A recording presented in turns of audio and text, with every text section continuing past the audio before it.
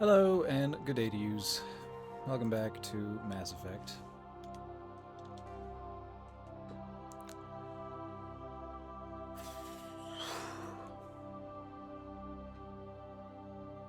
I hate summer. It's so hot.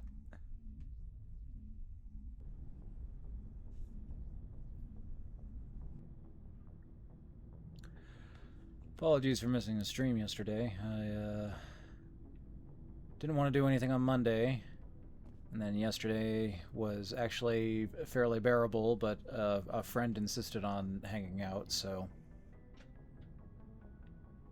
here I wasn't.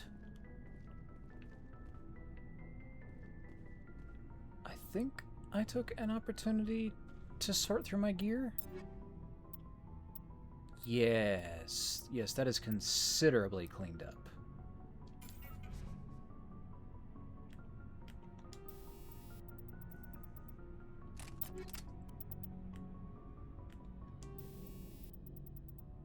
Yes, good. All right. I guess we've got one more main mission to do right now. And a bunch of side missions. Which I do have my chart for. Got a couple of things at Artemis Tau and the Maroon Sea. Oh, but I should make an effort to go back to the Citadel after doing a main mission, so I guess we'll go do that next. But before that, I have not done the codex entries for a while.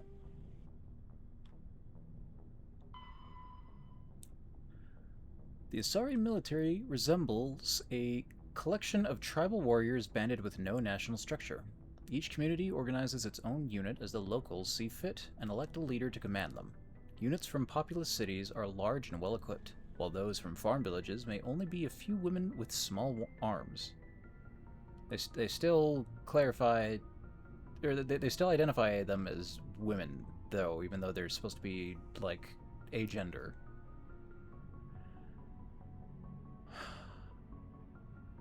I suppose they are rather feminine in appearance by universal standard. So if they didn't have a former means of referring to each other, then that's fine. There is no uniform. Everyone wears what they like. The Asari military is not an irregular militia, however. Those who serve are full-time professionals. The average Asari huntress is in the maiden stage of her life and has devoted 20 to 30 years to studying the martial arts. Asari, chosen to be warriors at a young age, and their education from that point is dedicated to sharpening the mind and body for that sole purpose.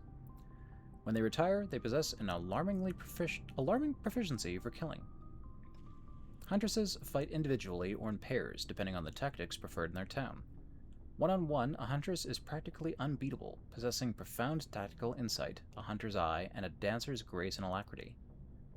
Biotics are common enough that some capability is a requirement to be trained as a huntress.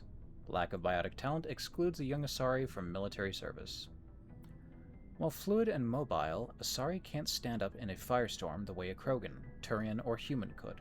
Since their units are small and typically lack heavy armor and support weapons, they are almost incapable of fighting a conventional war, particularly one of a defensive nature. So Asari units typically undertake special operation missions. Like an army of ninjas, they are adept at ambush, infiltration, and assassination, demoralizing and defeating their enemies through intense focused guerrilla strikes. As a popular Turian saying puts it, the Asari are the finest warriors in the galaxy. Fortunately, there are not many of them. The Turian homeworld, Palaven, has a metal poor core, generating a weak magnetic field and allowing more solar radiation into the atmosphere. To deal with this, most forms of life on Palaven evolved some form of metallic exoskeleton to protect themselves. It's metallic? Huh. Their reflective plate-like skin makes Turians less susceptible to long-term, low-level radiation exposure, but they do not possess any sort of natural armor. A Turian's thick skin does not stop projectiles and directed energy bolts. Although life on Palaven is carbon-based and oxygen-breathing, it is built on dextroamino acids. This places the Turians in a distinctive minority on the galactic stage.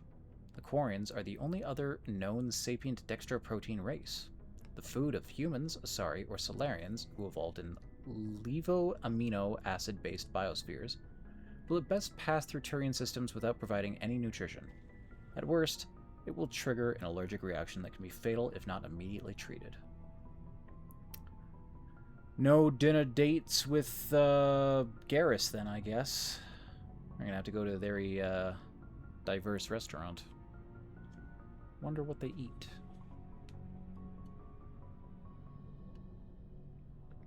Dextroamino versus levoamino. The Turian government is a hierarchical meritocracy. While it has great potential for misuse, this is tempered by the civic duty and personal responsibility Turians learn in childhood. Turians have 27 citizenship tiers, beginning with civilians, client races, and children. The initial period of military service is the second tier. Formal citizenship is conferred at the third tier, after boot camp. For client races, citizenship is granted after the individual musters out. Higher-ranked citizens are expected to lead and protect subordinates. Lower-ranked citizens are expected to obey and support superiors. Promotion to another tier of citizenship is based on the personal assessments of one's superiors and co-rankers.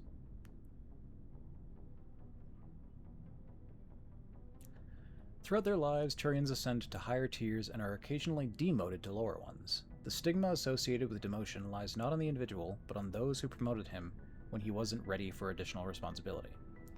This curbs the tendency to promote individuals into positions beyond their capabilities. Settling into a role and rank is not considered stagnation. Turians value knowing one's own limitations more than being ambitious. As the top are the Primarchs, who each rule a colonization cluster. The Primarchs vote on matters of national import. They otherwise maintain a hands-off policy, trusting the citizens on each level below them to do their jobs competently. Turians enjoy broad freedoms. So long as one completes his duties and does not prevent others from completing theirs, nothing is forbidden. For example, there are no laws against recreational drug use, but if someone is unable to complete his duties due to drug use, his superiors step in. Judicial proceedings are interventions. Peers express their concern and try to convince the offender to change. If rehabilitation fails, Turians have no qualms about sentencing dangerous individuals to life at hard labor for the state.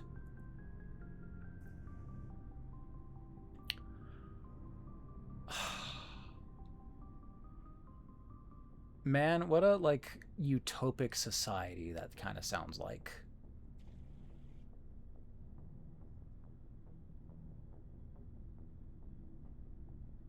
Very socialist. Although Turians have a strict moral code, their belief in individual responsibility means that the concepts of good and evil are simply the individual's choice between egotism and altruism in any given decision. They have no concept of good deities that encourage noble behavior or evil ones that tempt individuals to misdeeds. Turians believe that groups and areas have spirits that transcend the individual. For example, a military unit would be considered to have a literal spirit that embodies the honor and courage it is displayed. A city's spirit reflects the accomplishments and industry of its residents. An ancient tree's spirit reflects the beauty and tranquility of the area it grows within. These spirits are neither good nor evil, nor are they appealed to for intercession. Turians do not believe spirits can affect the world, but spirits can inspire the living. Prayers and rituals allow an individual to converse with a spirit for guidance or inspiration. For example, a Turian who finds his loyalty tested may appeal to the spirit of his unit, hoping to reconnect with the pride and honor of the group. A Turian who wishes to create a work of art may attempt to connect with the spirit of a beautiful location.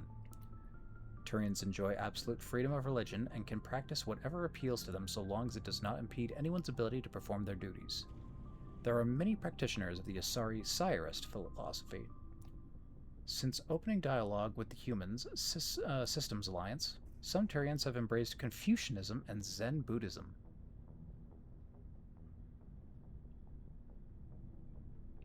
I love these guys, they're great.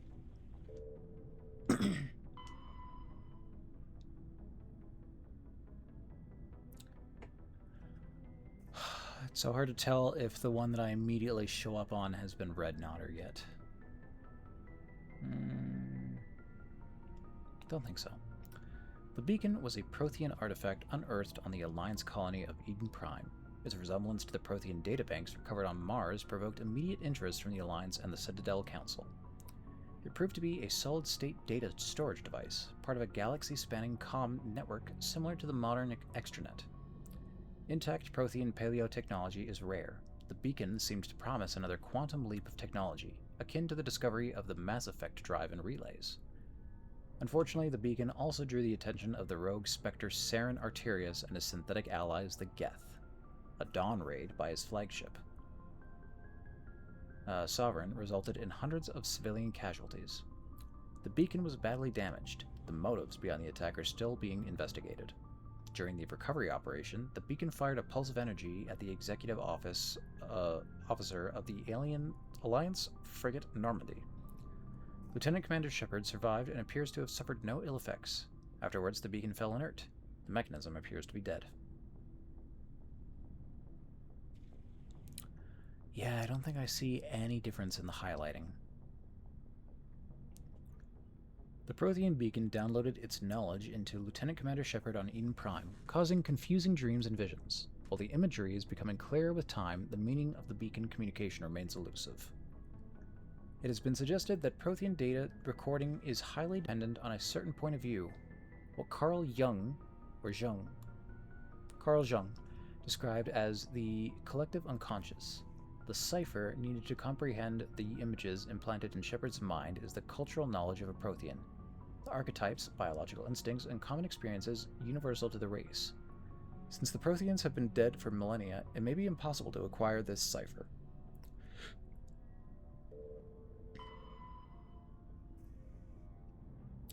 Armatures are a quadruped, all-terrain heavy weapons platform, akin to the armored fighting vehicles of the other races. Geth being synthetic intelligences, armatures are not crewed vehicles, but intelligent entities capable of independent decision-making and learning. Armatures are equipped with heavy kinetic barriers. Their main cannon, mounted on the articulated head turret, appears to be a highly efficient conventional mass accelerator. It is capable of firing in anti-personnel and anti-tank modes. Some armatures carry drones into battle, presumably for reconnaissance purposes. Others host a swarm of insect-sized repair micro-robots. Yeah, it's exactly the same. Geth models, collectively dubbed Hoppers by Alliance forces, are electronic warfare platforms. They can project electromagnetic radiation across a broad spectrum as an offensive weapon. They can also perform cyber warfare attacks against the onboard computers of body armor, hard suits, and weapons, adversely affecting their performance. The structure of Hoppers consists of an advanced and highly elastic artificial muscle material. This allows a Hopper to compress its entire body for a powerful leap. Hoppers also have thousands of molecule-scaled barbs on the surface of their hands and feet, which are used to cling to walls and ceilings. Hoppers are very difficult targets, leaping from one surface to another in rapid succession. The Quarians have no record of any Geth models similar to Hoppers. This new morphotype must have been developed over the last 300 years by the Geth themselves. This is troubling proof that the Geth are continuing to move towards technological singularity. Experts in synthetic life are intrigued that Hoppers appear to be even more organic than the baseline Geth. The identified subtypes of Hopper have been codenamed Sapper, Stalker, and Ghost.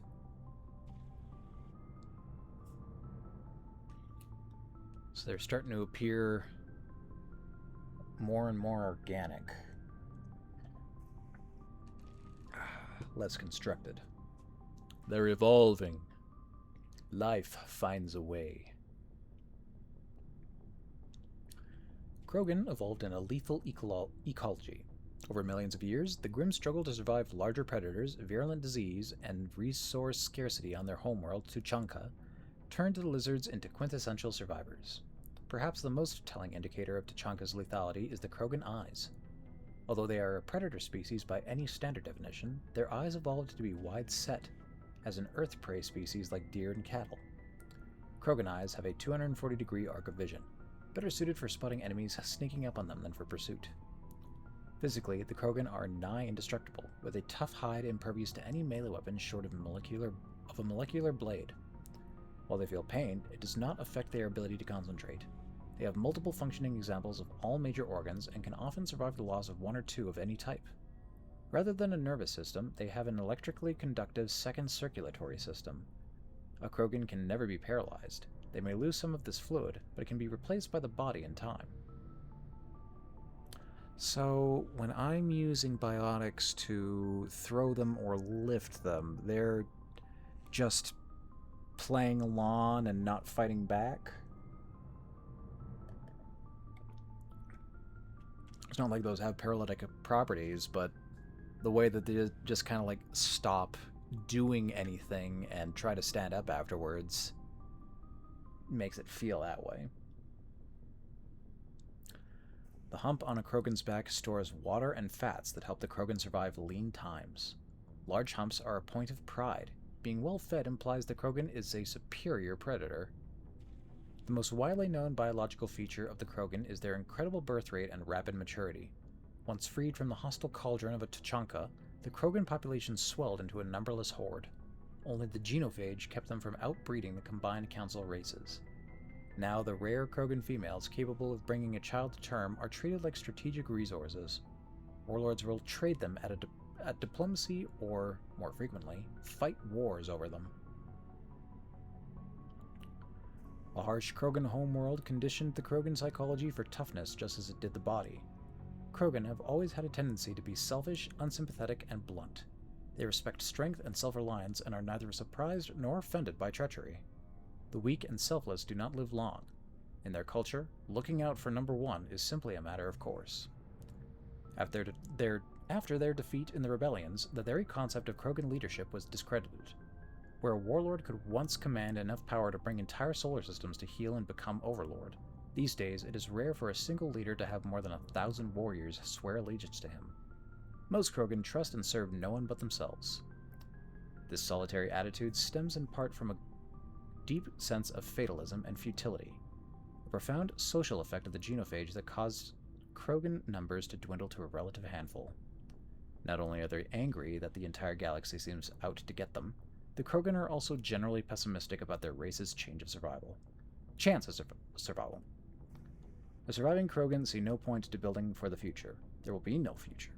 The Krogan live with an attitude of kill, pillage, and be selfish, for tomorrow we die. Live each day like it's your last, because it very well might be if you're a Krogan. Hey, homie, how's it going? Yeah, sorry I wasn't here. I had a friend who wanted to hang out, so they ended up taking priority.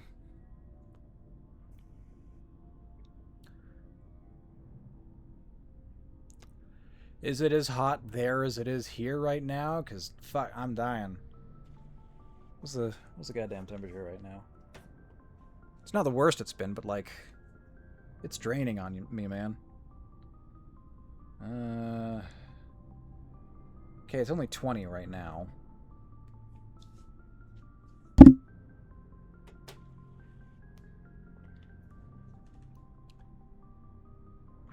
Traditional Krogan tactics were built on attritional mass unit warfare.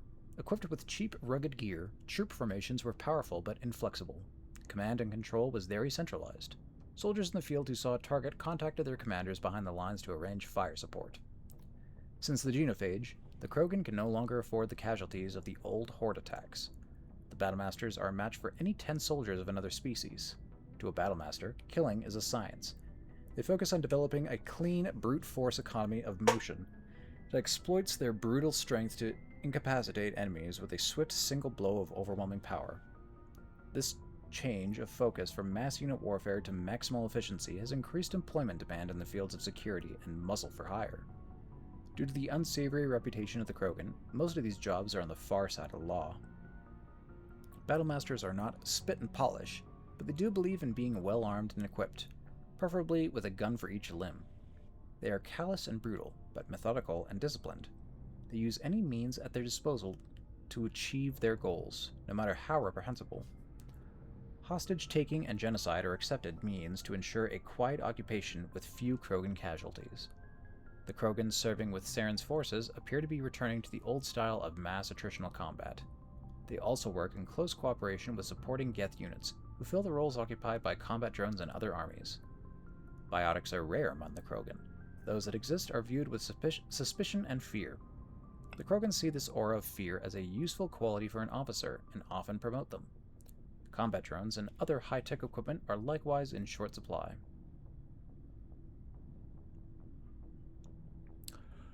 Ooh, rain. Rain would be nice.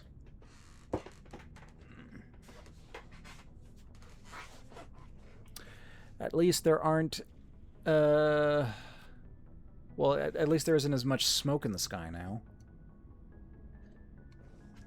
You can actually open the windows. It gets pretty cool in here during the night.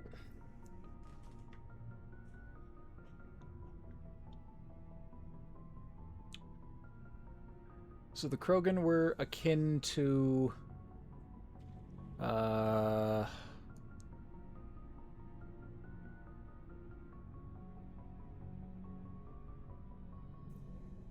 man. I'm having trouble remembering what the StarCraft enemies were.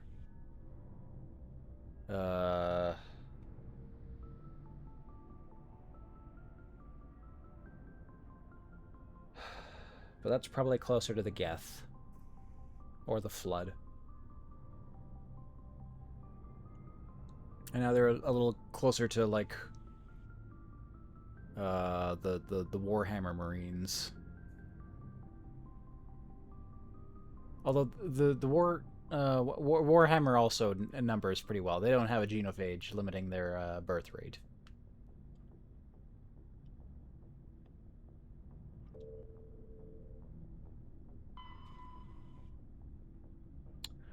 The Alliance military is of great concern to the galaxy. At first contact with the Turians, they were completely inexperienced. Turian disdain changed to respect after the relief of Shang-Chi, where the humans surprised them with novel technologies and tactics. The human devotion to understanding and adapting to modern space warfare stunned the staid Council races. For hundreds of years, they had lived behind secure walls of long-proven technologies and tactics. The Council regards the Alliance as a sleeping giant. Less than 3% of humans volunteer to serve in their military, a lower proportion than any other species. While competent, Alliance soldiers are neither as professional as the Turians nor as skilled as the Asari. Their strengths lie in fire support, flexibility, and speed. They make up for lack of numbers with sophisticated technical support. VIs, drones, artillery, electronic warfare, an emphasis on mobility and individual initiative.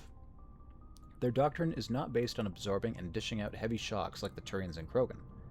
Rather, they bypass enemy strong points and launch deep into their rear, cutting supply lines and destroying headquarters and support units, leaving enemies to wither on the vine.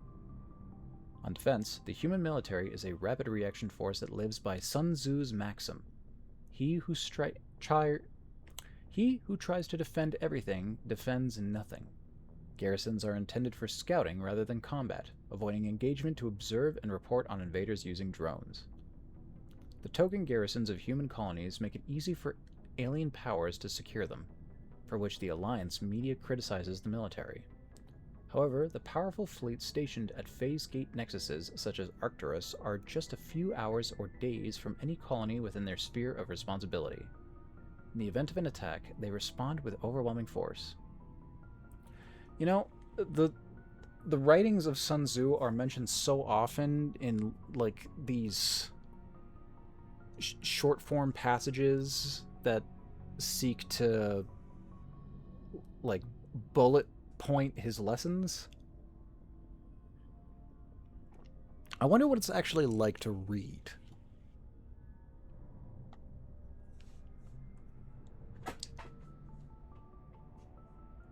Like, is there a whole paragraph, or a whole page, or a whole chapter, or a whole book's worth of content behind the phrase, "He who tries to defend everything defends nothing"?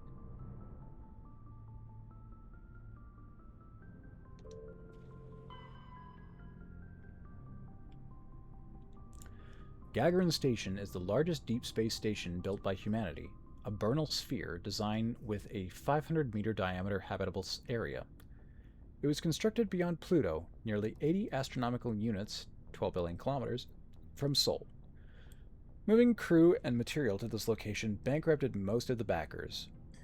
Gagarin was placed at the inner edge of the heliopause, the point at which the solar wind can no longer push back the interstellar medium.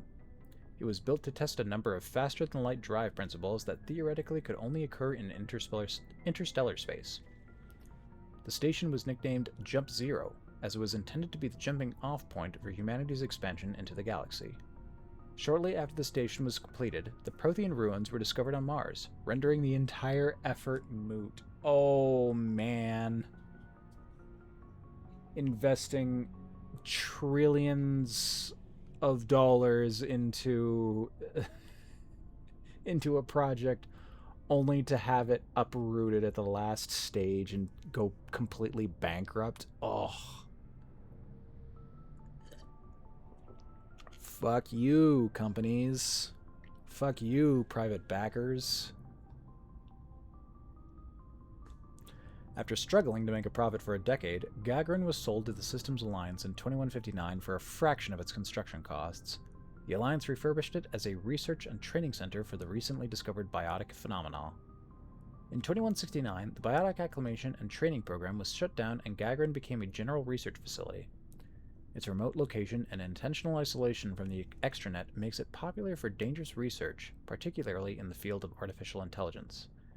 Humanity's first stable AI, the Alliance-sponsored ELIZA, achieved sapience at Gagarin in 2172. Today, Gagarin Station has a permanent population of approximately 9,000. A plan has been proposed to move it to the gravitationally stable barycenter point between Pluto and the Charon Relay, allowing it to serve as a gateway facility between Sol and Arcturus systems. The high cost of safely moving its mass has delayed this indefinitely.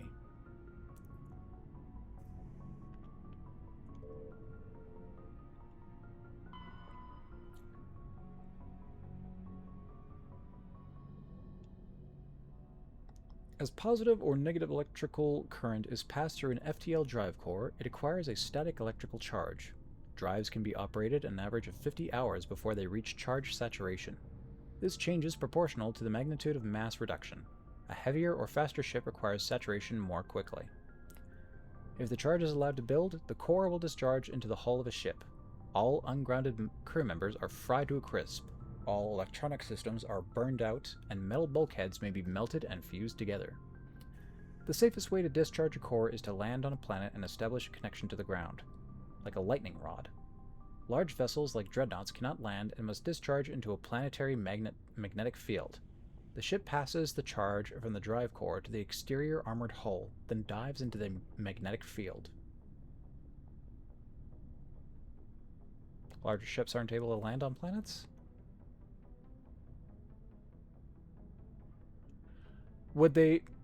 Are they so large that they would collapse under their own weight in a, like, proper atmosphere?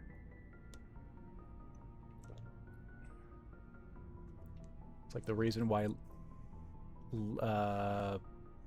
life can't really get beyond a certain size without being, I don't know, supported by the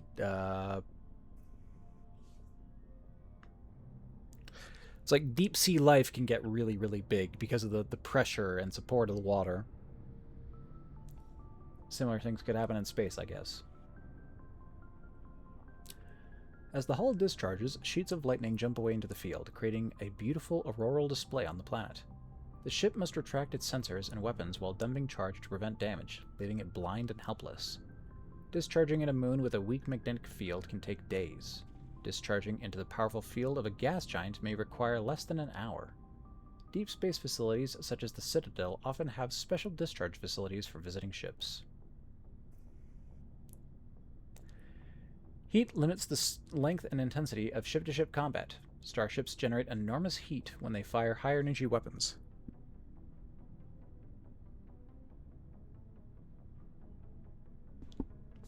perform maneuvering burns, and run on board combat electronics. In combat, warships produce heat more quickly than they can disperse it. As heat builds within a vessel, the crewed spaces become increasingly uncomfortable.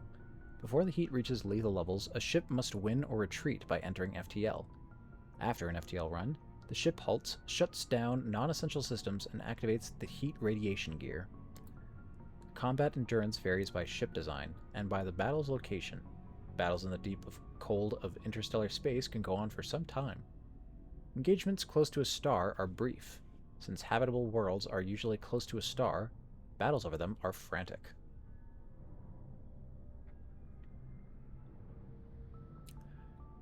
Shells lofted by surface navies crash back to Earth when their acceleration is overwhelmed by gravity and air resistance. In space, a projectile has unlimited range. It will keep moving until it hits something. Shouldn't it eventually slow down? Because space isn't empty. It's just very, very, very, very thin. So it should come to a halt at some point, I think. Practical gunnery range is determined by the velocity of the attacker's ordnance and the maneuverability of the target. Beyond a certain range, a small ship's ability to dodge trumps a larger attacker's projectile speed. The longest range combat occurs between dreadnoughts, whose projectiles have the highest velocity, but are the least maneuverable. The short-range combat is between frigates, which have the slowest projectile velocities and highest maneuverability. Opposing dreadnoughts open with a main gun artillery duel at extreme ranges of tens of thousands of kilometers. The fleets close, maintaining evasive lateral motion while keeping their bow guns facing the enemy.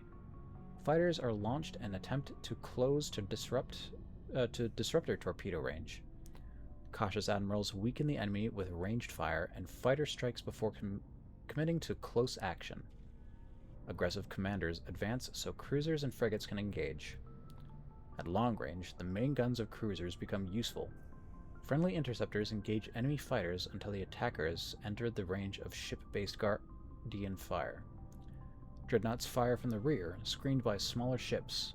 Commanders must decide whether to commit to a general melee or retreat into FTL. At medium range, ships can be broadside guns. Fleets intermingle, and it becomes difficult to retreat in order. Ships with damaged kinetic barriers are vulnerable to Wolfpack frigate flotillas that speed through the battle space. Only fighters and frigates enter close knife fight ranges of 10 or fewer kilometers. Fighters lose their disruptor torpedoes, bringing down ships' kinetic barriers and allowing it to be swarmed by frigates. Guardian lasers become viable weapons, swatting down fighters and boiling away warship armor. Neither dreadnoughts nor cruisers can use their main guns at close range. Laying the bow on a moving target becomes impossible. Superheated thruster exhaust becomes a hazard.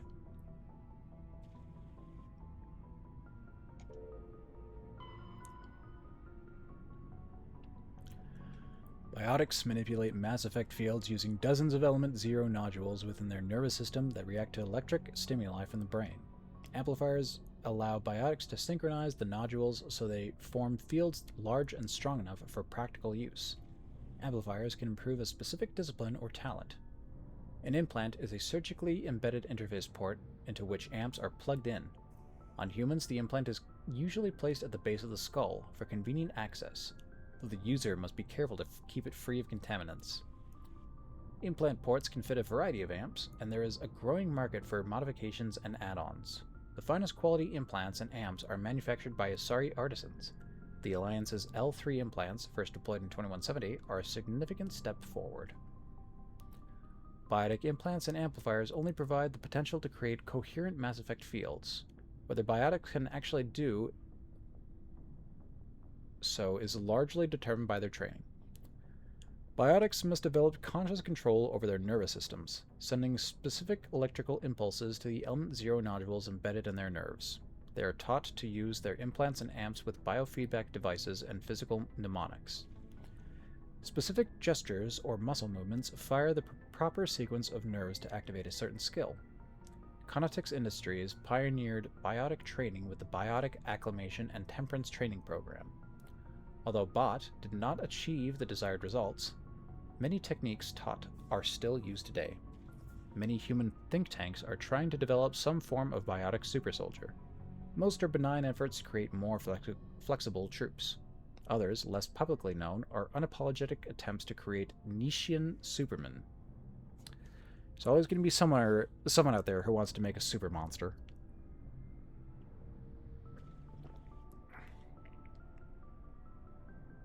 To hell with any sort of conventions. As the population of the galaxy increases and new worlds are settled, timely access for home users and frontier settlements with underdeveloped communication infrastructure is a growing problem. To ameliorate bandwidth issues, a sophisticated array of data caches and virtual intelligence search agent programs are available. When a user submits a query, it is first routed to the data cache on their colony or star system. At the cache, the user's search agent VI collates mountains of locally stored data to find the desired material. If the information is not available locally, the query is passed along to neighboring systems, and then outward in an expanding network. VI search agents in those systems replicate the search.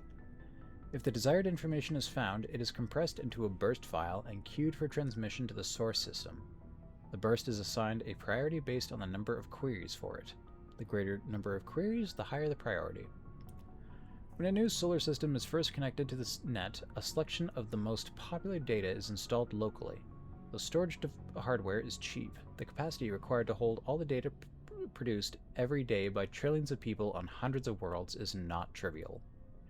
It's not economical to store local copies of all the data available on obscure topics, just in case. As colonies mature, older and less popular chunks of data filter into them as a result of queries and are placed in the local archive. Searches for obscure topics are increasingly likely to produce instant results as the archive grows.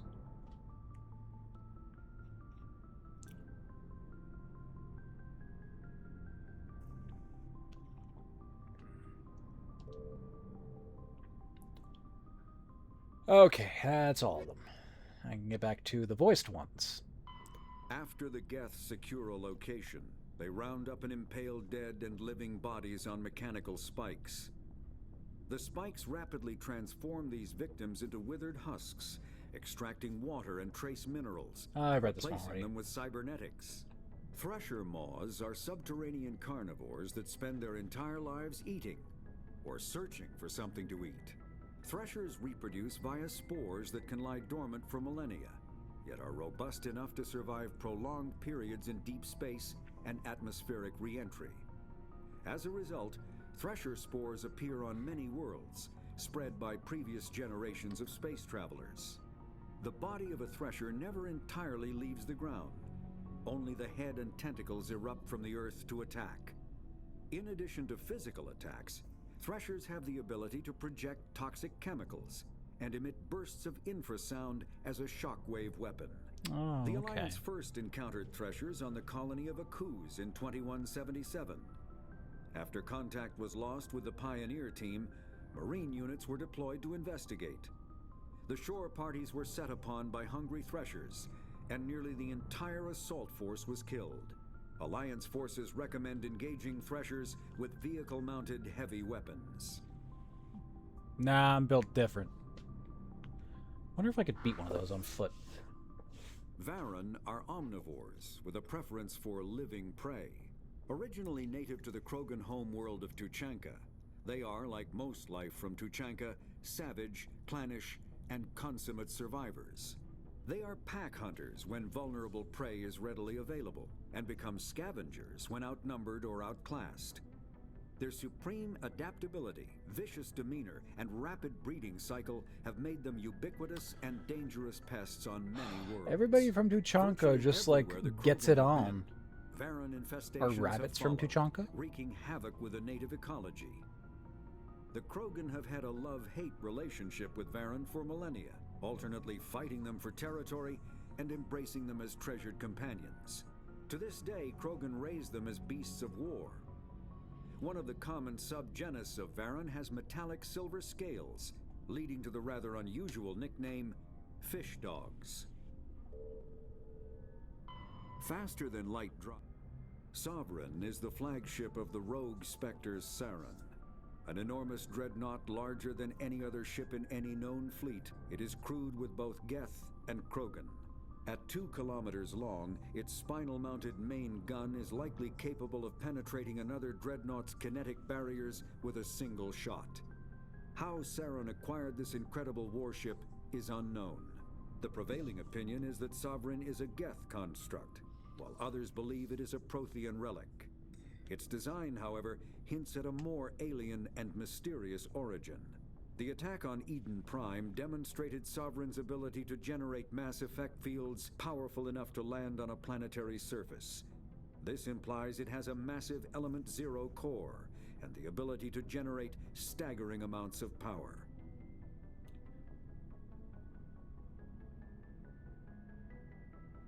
Mass effect fields are required for extremely large ships to land on a planet.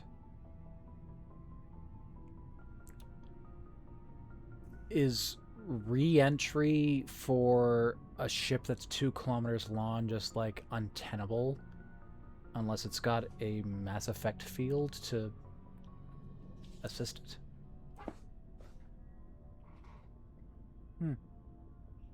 Ship mobility dominates space combat. The primary objective is to align the mass accelerator along the bow with the opposing vessel's broadside.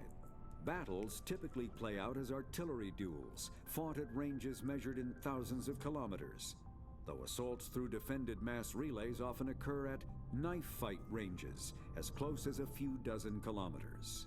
Most ship-to-ship engagements are skirmishes between patrol vessels of cruiser weight and below, with dreadnoughts and carriers only deployed in full-scale fleet actions. Battles in open space are short and often inconclusive, as the weaker opponent typically disengages. Once a ship enters FTL flight, the combat is effectively over. There are no sensors capable of tracking them or weapons capable of damaging them. The only way to guarantee an enemy will stand and fight is to attack a location they have a vested interest in, such as a settled world or a strategically important mass relay.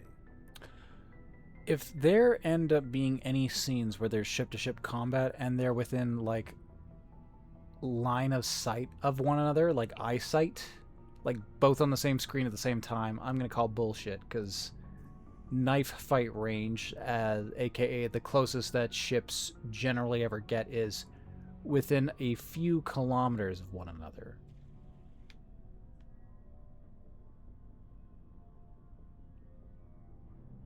Spacefaring combat seems so empty. If you were to look out a porthole from your ship, you'd just see a laser shooting off into the middle of nowhere and another one coming back in turn. So those, like, large-scale fleet battles of multiple ships, multiple squadrons fighting each other, just shooting lasers, is just a bunch of people alone in space shooting at other people alone in space. Seems like very impersonal. The makeup. Okay, read up on all those. Back to the Citadel, I believe.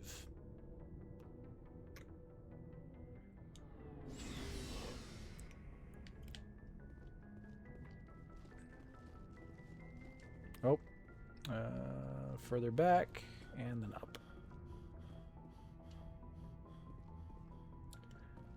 Man, Shepard, you really need to work on your stamina.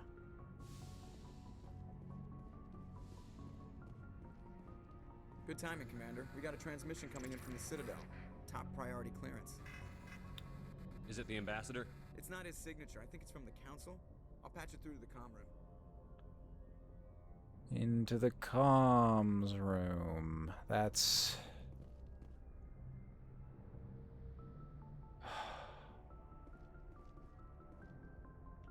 Is that downstairs? Or no, here? No, this is the comm. Commander Shepard, we've received information that may be critical to your mission against Saren. What kind of information? We've received an urgent message from one of our infiltration regiments in the Traverse.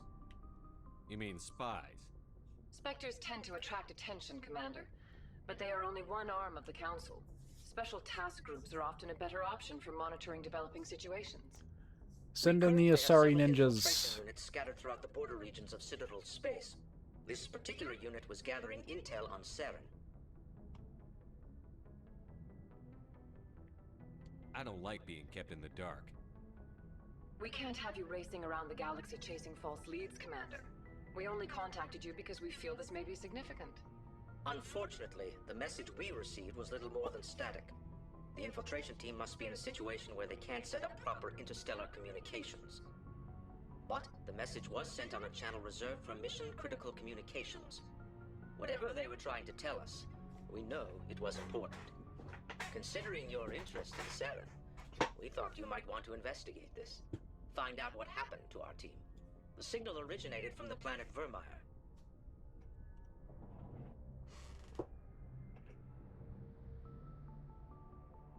I'll look into it. The Council prefers not to become involved in the specifics of Spectre activities. We only want you to be aware of all your options, including Vermeer. Good luck, Commander Shepard. We will keep you advised if we learn anything else. Alright, another place to go to. Later.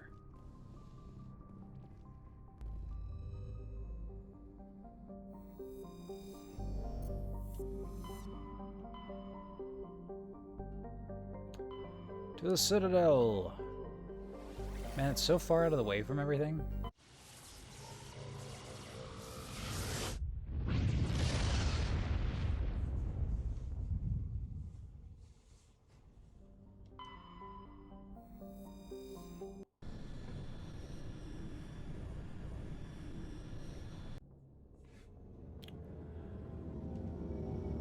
Alright, anything new to hear or see? Is my #1 superfan gonna be waiting for me? Is that crazy girl gonna be alright?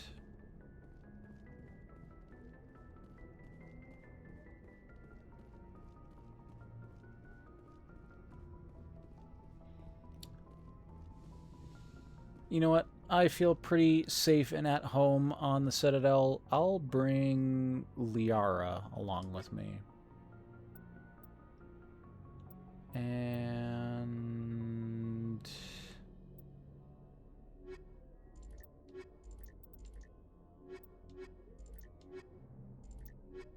Garrus or Tully?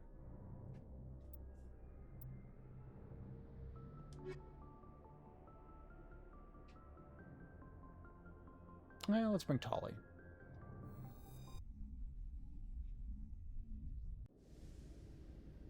Equalizing int. Oh, you got a lot of points to spend. All right.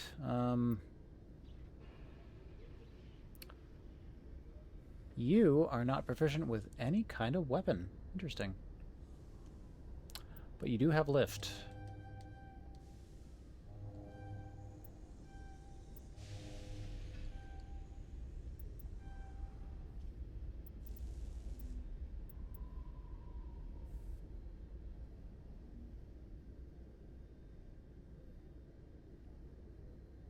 Recharge time and first aid. She ends up being a really good support with some... She's just like a hard spellcaster. Okay.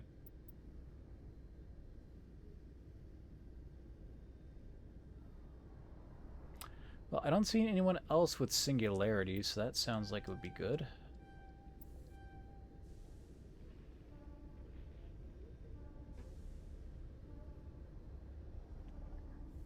Creates a vortex that draws objects toward it.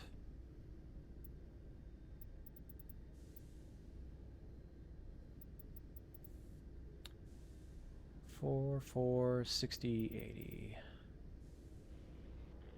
Bigger radius, lasts longer, can do it more often. Okay, so you do something like a singularity to pull everybody together and then hit them with a warp.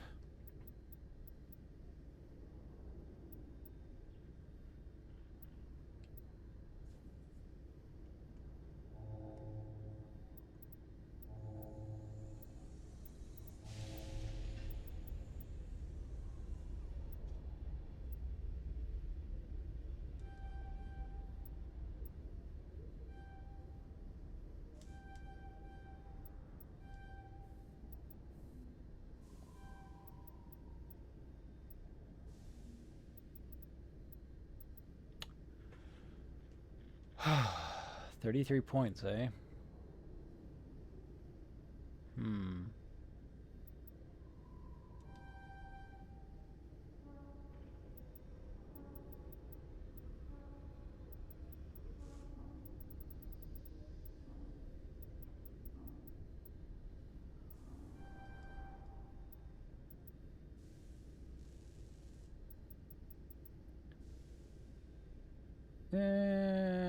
Again, picking people up and the time it takes for them to stand up after they've fallen to the ground is plenty.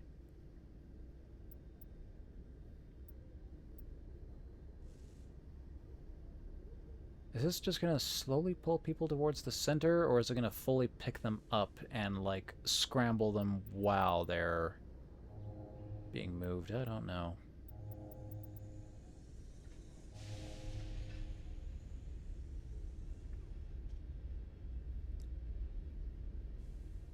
Sounds like it might be the latter.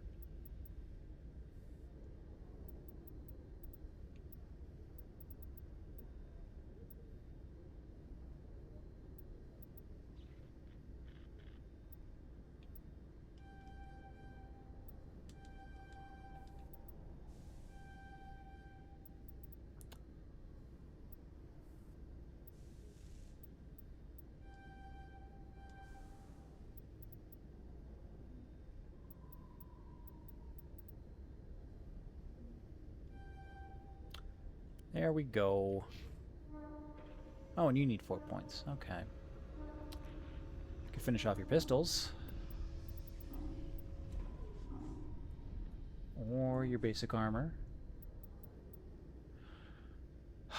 It's so hard to come across Quarian, like, any Quarian armor, so, like, anything that you can get's probably worthwhile. I'll do pistols next. Interior pressure with exterior atmosphere. Logged. The commanding officer is ashore. Exo Presley has the deck. Strange. Seeing the wards stretching out before you really makes you appreciate the Citadel as a true wonder of Prothean engineering. Reporter Kalisa Al-Jilani recently attempted to land an interview with Commander Shepard, the first human Spectre. Commander Shepard answered difficult questions, demonstrating that under that military uniform is a keen diplomatic mind. We'll have exclusive footage later today. Takes more than just a beast of war.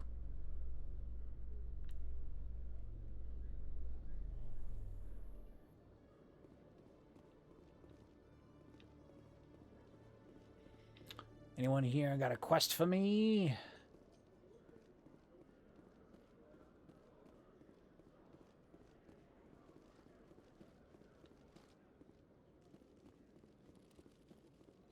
Hello, Commander. Show me what you've got. I'll open the rare stocks for you, Commander. Enjoy. Rare stocks. Ooh. Does that come with a grenade upgrade?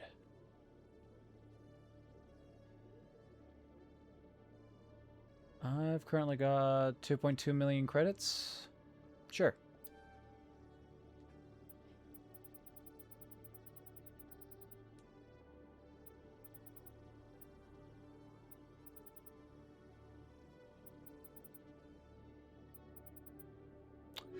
No Quarian armor. Sorry, Tali.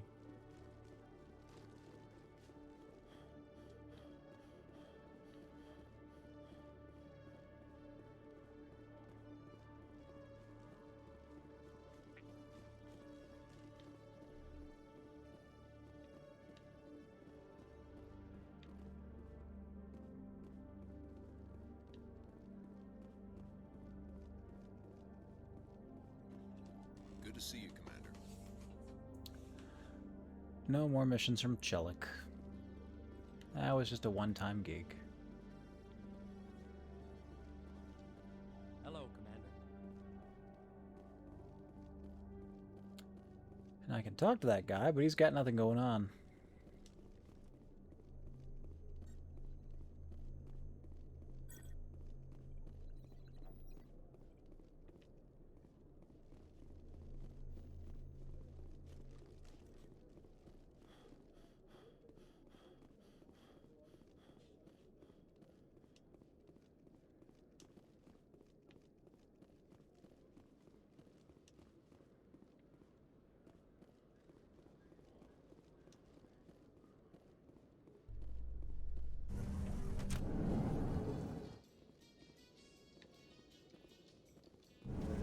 With all this exploration of Prothean culture, this must be like a survey for you, Liara.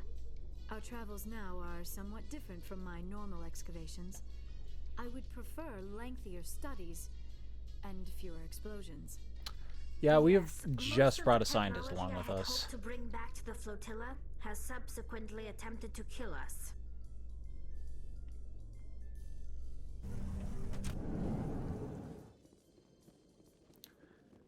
Back in the Resident Evil 4 room.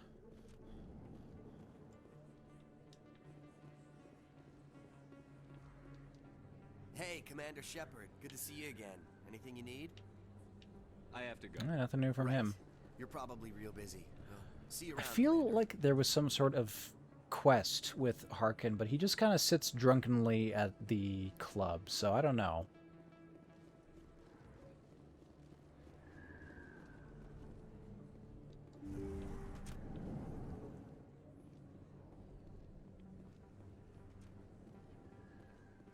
Yes, Commander. Is there something I can do for you? Let me take a look at what you have for...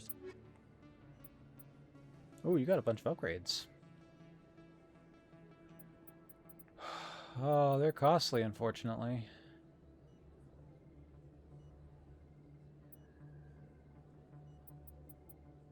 Or wait, no, these are equipment upgrades, not like permanent upgrades. Okay, I don't have to buy all these. Thank goodness.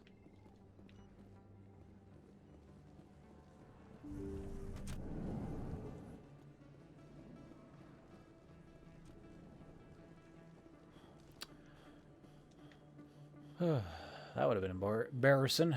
Make all that money and then just throw it away.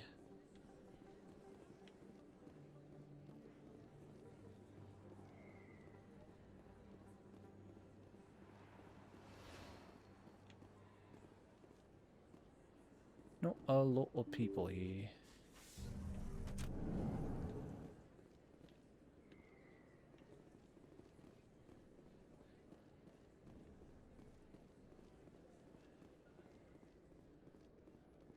Oh, sure, I can return that for you. Thanks.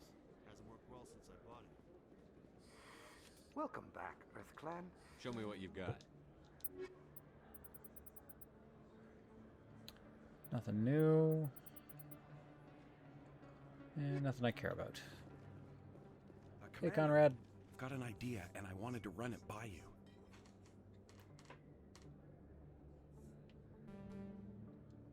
I've got a lot going on right now, but I can spare a moment. Great! This'll just take a minute. With so many human colonies being attacked, I'm not sure that one Spectre is enough. What if you signed me on as another Spectre? Conrad, I don't think that's a good idea. But I'd make a great Spectre.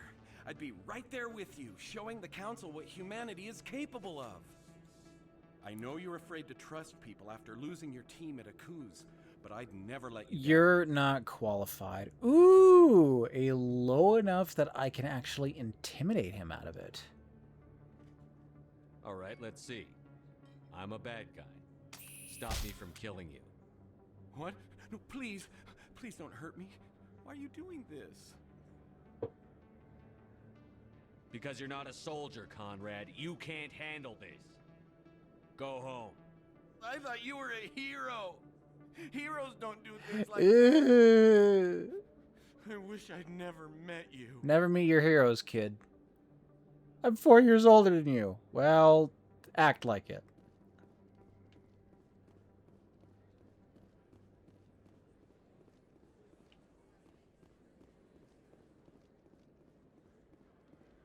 See, I can be mean sometimes.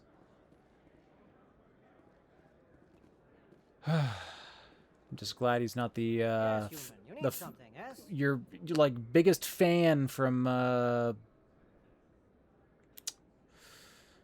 it's Oblivion, right? Pretty sure it's Oblivion. Yeah, no, I heard all the memes about him, and I got him, and then like I think I immediately abandoned him on a mountain, so didn't have to deal with all that. What do you know about Bane? I have never met him, human. I only worked with the one who spoke with the doctor. Let me see what you have. Oh, you will be pleased, I think. Very good things I have. Non-human armors. Got anything for Tali? Quarian, level 9. That was pretty good.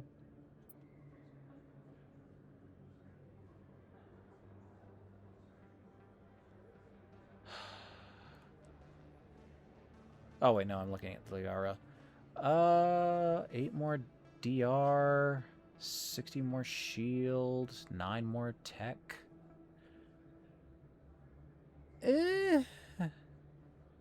Honestly, not as big of an impact as I was hoping. Yes, human. You need... Yes, all right then. Good tidings to you, human. Yes, human. You need something, yes? Goodbye. Yes, all right then. Good tidings to you, human. Yes, human. You need... Oh, you will be pleased, I think.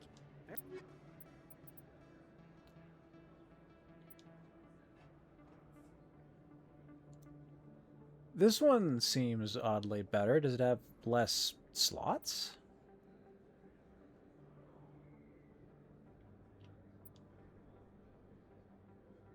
It's gotta. 50 DR. Almost 200 shield and 20 tech. And it's a level lower. Yeah, that's gotta be. Still got 2 million to work with.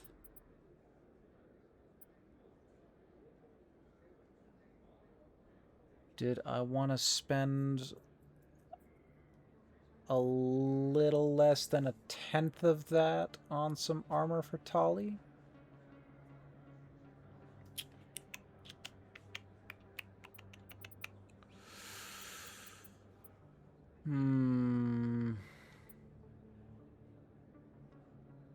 God, that's a lot of defense for her. I can purchase level 9 stuff. I'm super close to being able to get like the highest level gear. I can wait a little longer.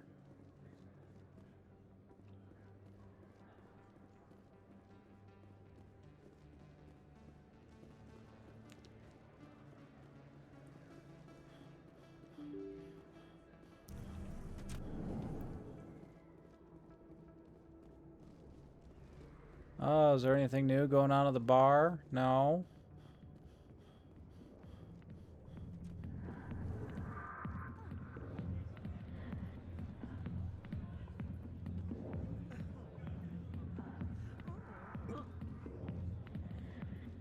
I got business here, but not now.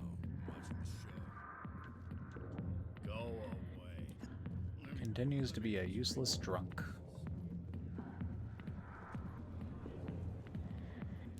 On that note, I need to freshen my drink.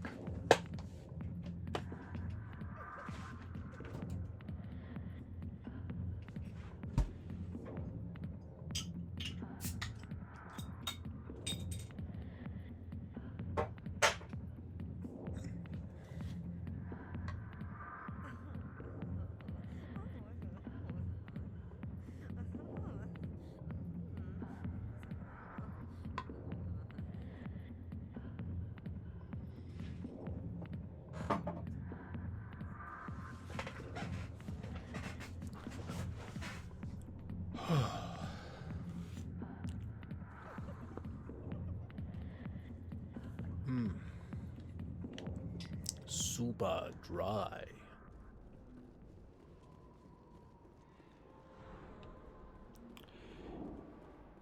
What was that?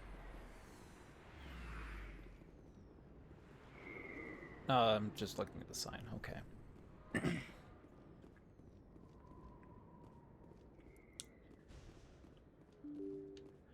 No, I like Asahi. It is a very nice dry beer, like the driest I've had, but I want to find something that's so dry it feels like I'm drinking grass.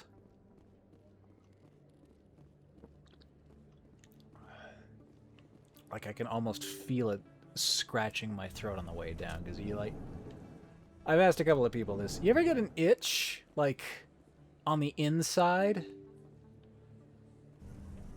I think it's kind of common to get an itch below the skin in your flesh that you can't quite reach without, like, scratching really aggressively, but I've got, like, a constant itch in my throat. I don't know if that's just, like, perpetual thirst or whatever, but, like, the council has reportedly revoked I want to swallow grass so it'll scratch up my larynx. A council spokesman Or I know my esophagus. had been taken.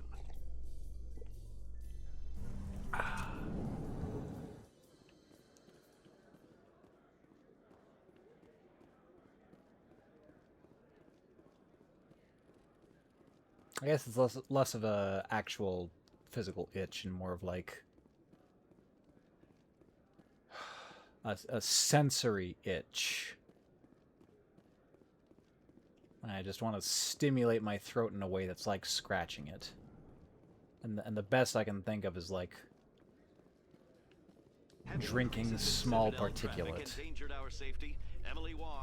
Or a liquid that feels like it anyway. Dangerous world of space traffic control.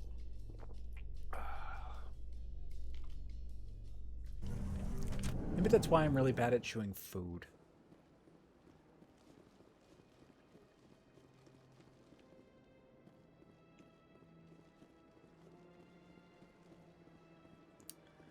Okay, we're back here.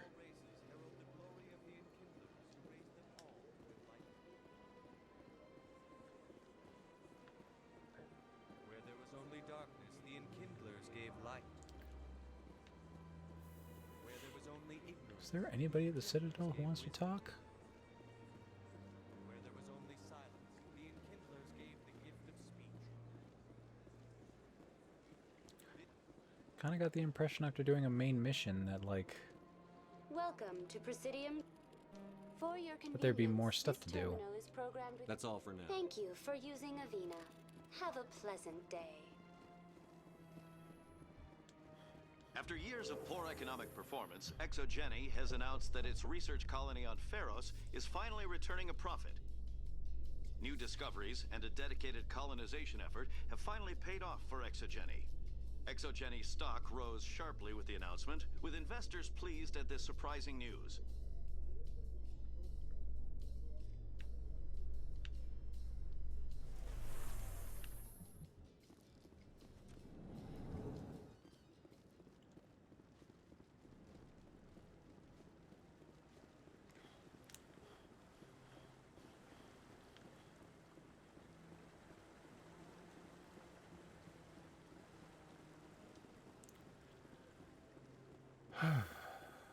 I don't see anyone here worth talking to yet.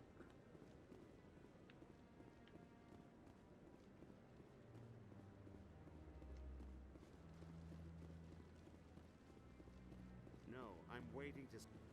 Commander, any luck finding my recon group? Oh, yeah, you sent me on a quest, like, really early on. I guess I haven't done it yet. That'd be... Hawking Ada Century, Horsehead Strenus.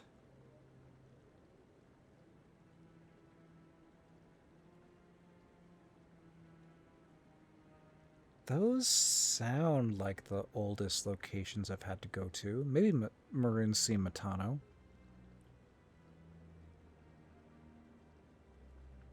I'll find them, Admiral. I appreciate that, Commander. I was running out of options. I'm gonna stay here and see if I can find anything out through official channels. Won't hold my breath, though. I'll upload the info on where my team was last seen to your ship. Maybe you can get some answers. Did they actually give me more information, or is that just like a canned response every time I talk to him? What you humming about, Tali? 300 years ago, the Geth drove my people into exile. We asked the Council to wipe the synthetics out, but they ignored our pleas. Maybe if they'd listened, we wouldn't be here now. See how the trees and the fountain naturally blend with the arches of the tower. They have done a masterful job of capturing the aesthetic values of the Protheans.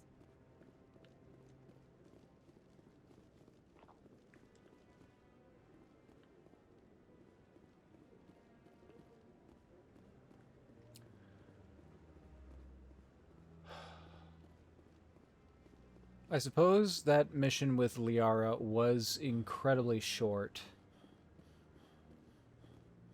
I really appreciate So it's not particularly a big surprise that, like, there isn't much to do here.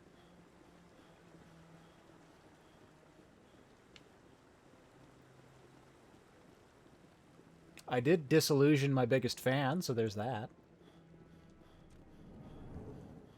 Is he gonna come back and swear vengeance at me?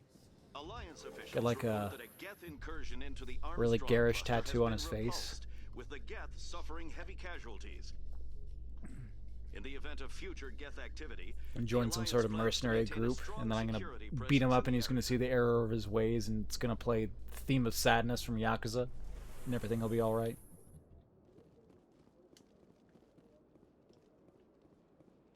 So, I entered this elevator,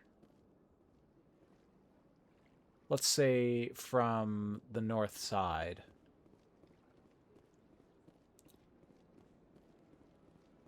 Which is on, like, the exterior of the building.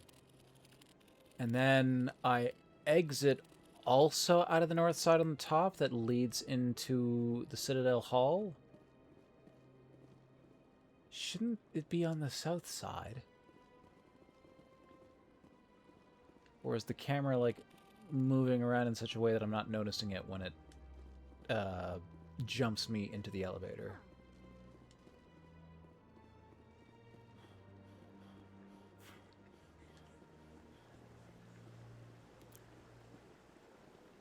My party members keep audibly gasping and then have nothing to say. Now I know what it's like when I sigh and people ask me if I'm okay, or if I want to talk about something. No, I'm just exhaling more oxygen at a rapid pace. How can this humble servant be of use to you?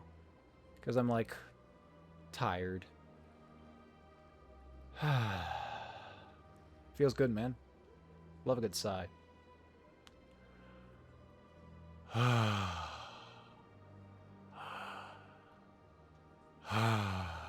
Yeah, two, back to back, real good.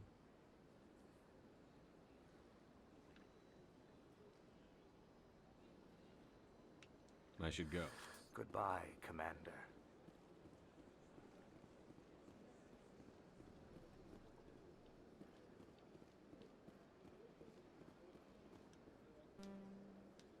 Commander. Show me your items. Oh, this one is pleased to do.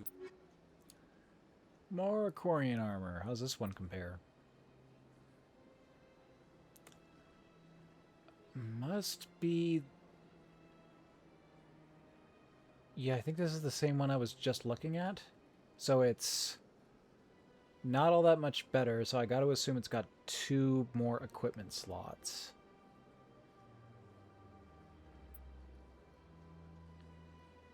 And I've got a Krogan armor here, but I don't have a Krogan in my party, so I can't see how it compares.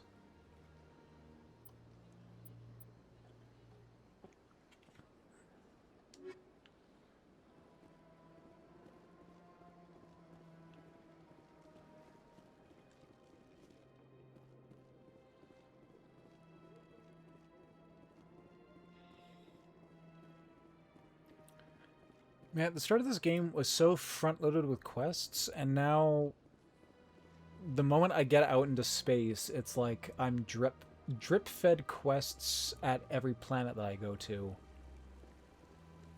And there's just, like, not a lot to do at those locations or once I return to the Citadel. Did I go in here?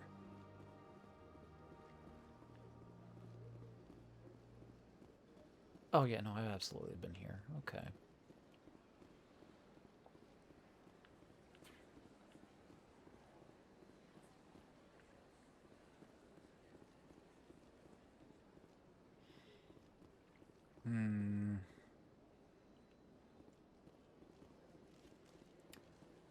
I don't see anybody new. No one's been trying to talk to me.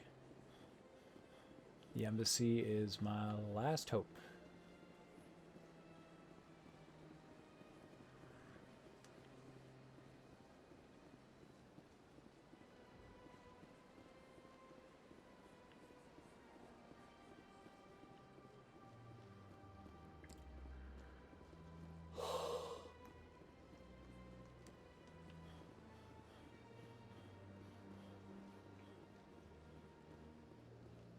Is there something else I can help you with, Commander? I should be going now. Have a pleasant day. This is a cool game with, like, atmosphere and a bunch of world building stuff. But I think they might have focused a little too much on the world building. The entries upon entries of political and biological information about the various species. I heard what happened under the Artemis Tau cluster. And the council wasn't too happy about the destruction of those Prothean ruins.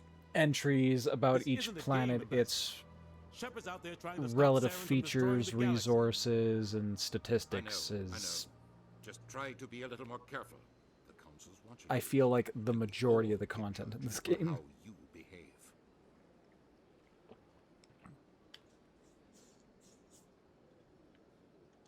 Yes, Commander?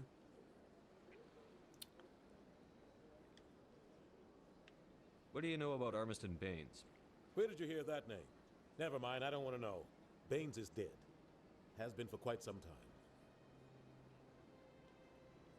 So why are people talking like he's still alive? It's not common knowledge. Military's keeping it under wraps. Baines was doing some high-level work for the Alliance. Stuff even I wasn't aware of. One day he turns up dead on a drifting scout ship. Everyone suspects it was foul play, but it was never officially investigated. What can you tell me about the ship? I don't know much about it. You should talk to Admiral Kahoku. One of his crews discovered Baines' body. I spoke to Kahoku. He never brought it up. You should mention Baines the next time you see him. See if he'll tell you anything. Is there anything else, Commander? Do you know anything about Vermeer? Sorry, Shepard. I've never even heard of it before all this. You'll have to go out there and check it out for yourself. What can you tell me about Noveria? Novaria's trouble. Always has been. The whole planet's basically a center for corporations to conduct illegal research. Watch your back there, Shepard. Spectres are about the only form of Citadel authority Noveria respects. But they aren't popular. Where can I find Admiral Kahoku? Last I heard, he was up in the tower trying to get the Council to investigate Baines' death.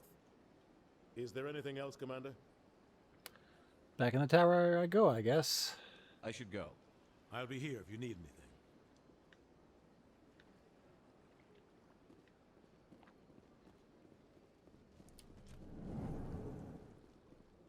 My favorite Alcor and Vorian.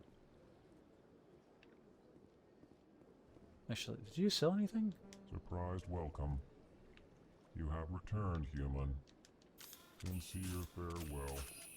Good day to you, human. Enjoy your time on the Citadel. The Earth-clad Spectre has Goodbye, Ambassador.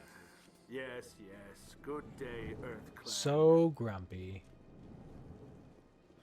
But has to be civil, because he's a diplomat.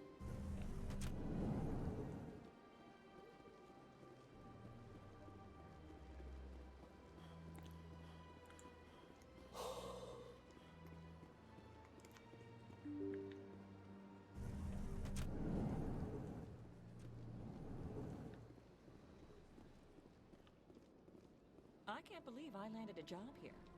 Human, delighted, welcome. It is good to meet you. Oh man, I'm getting old. There was a time where if I just kept drinking, I'd like Shepard, put can I do for you off the sleepy phase, but now I'm still sleepy.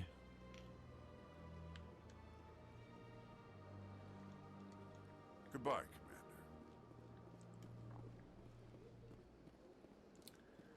Commander. Got nothing in this room.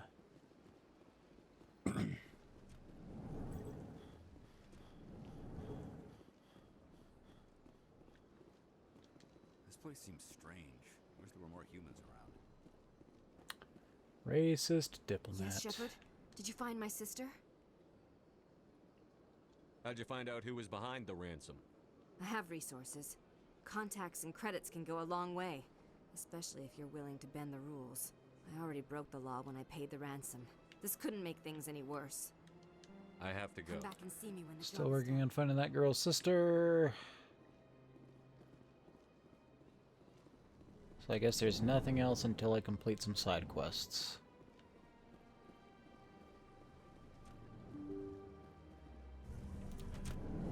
Guess I'll go do that now.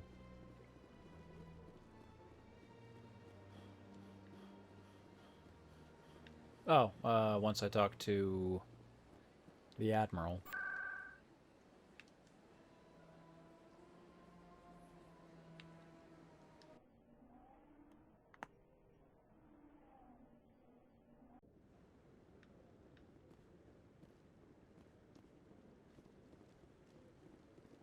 No, I'm...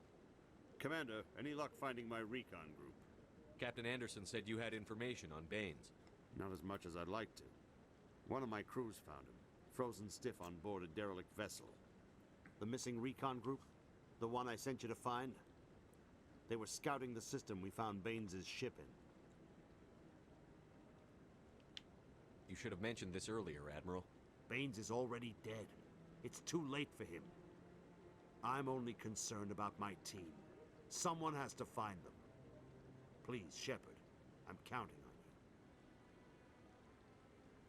you. Okay.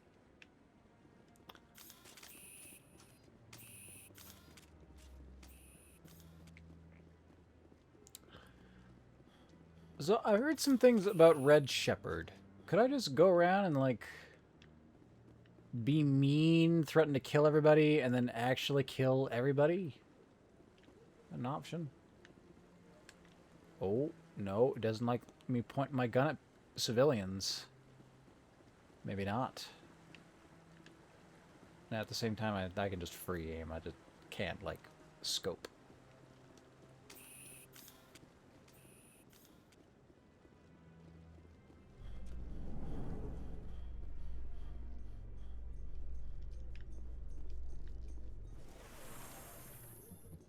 Your biotic skill is extremely Okay, no, impressive, it is Dr. turning me Fasoli. around. I am Is facing that the typical among Asari? inside of the building. While the Asari have natural biotic abilities, not all have the desire to learn to use their abilities effectively. And Or the wait a sec. Asari are the most advanced race on the Council. I wonder if all Citadel races will eventually be natural biotics. No, that is an issue. Because there should be like an entire hall above me out here. What the heck? This elevator should be like the Men in Black one, where you go in and you turn around, and then when you get to the place, you have to turn around again because you're facing the wrong fucking side. Should be a through elevator, not a single door. Whatever. Let all races herald the glory of the Enkindlers who raised them all to enlightenment. Where there was only darkness.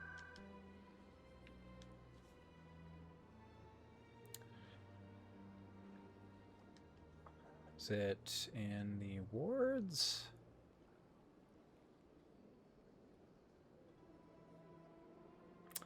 No. It's not anywhere, so I guess I'll just go to CSEC.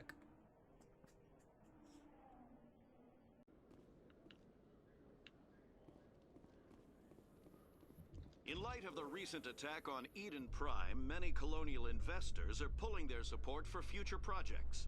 Proponents of expanded human colonization insist that Eden Prime was an isolated case. Nevertheless, colonist enrollment has dropped sharply. Many colonial proposals are on hold until backers have some reassurance that human colonies will be adequately protected.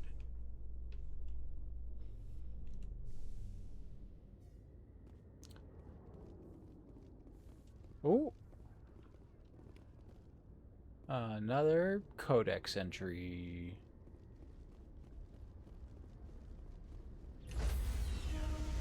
Oh.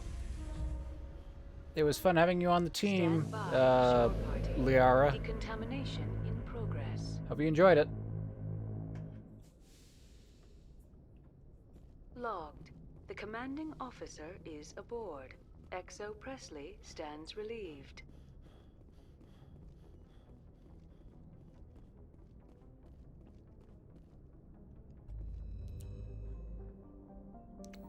Off to some place to do stuff. Let's go to... what's closer, Artemis or Maroon?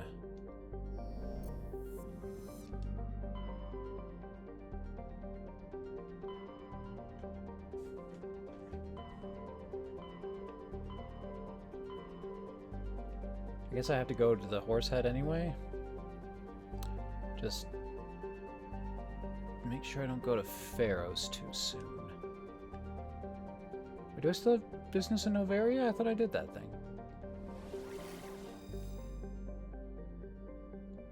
Horsehead, Strenuous.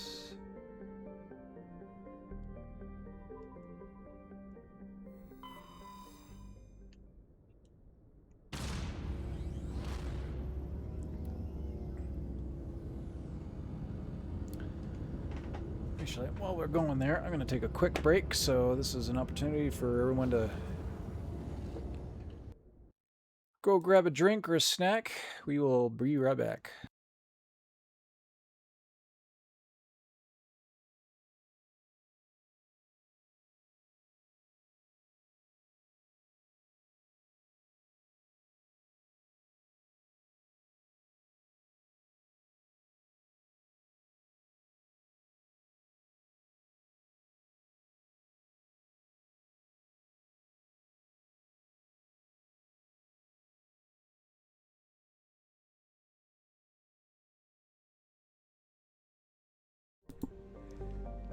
Hey, we are back.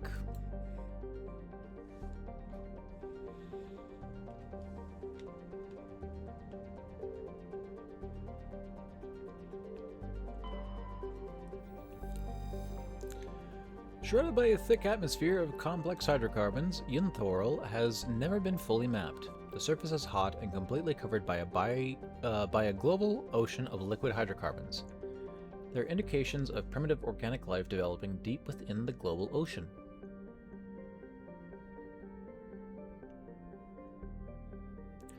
Little hot, but that's survivable. I think. Actually, on second thought, that's like 3 times hotter than what I was dealing with today. Scan an uncovered ancient deep space probe slowly orbiting Yunthorl. Tally brought it on board, dismantled it, and found a League of One medallion hidden in its payload.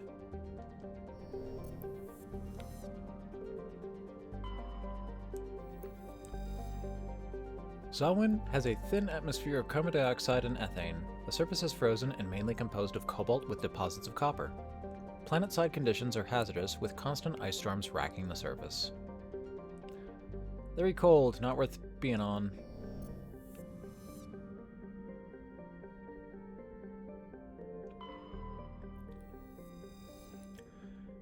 Antitara is a standard hydrogen-helium gas giant with traces of ammonia. Hydrocarbons in the atmosphere lend it a distinct brown tint.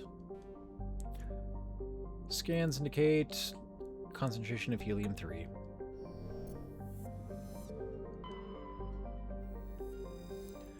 Trellin is a lifeless rock with a trace amount atmosphere of xenon and krypton.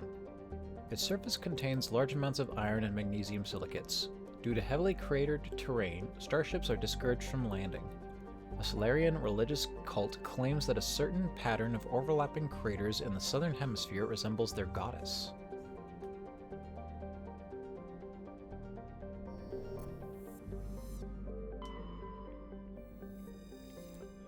A standard hydrogen-helium gas giant, Thessalgon's atmosphere is tinted blue by trace quantities of methane.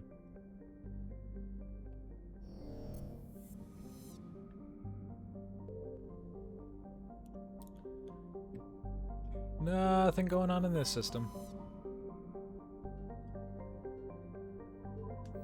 But I thought I had something to do in Strenuous.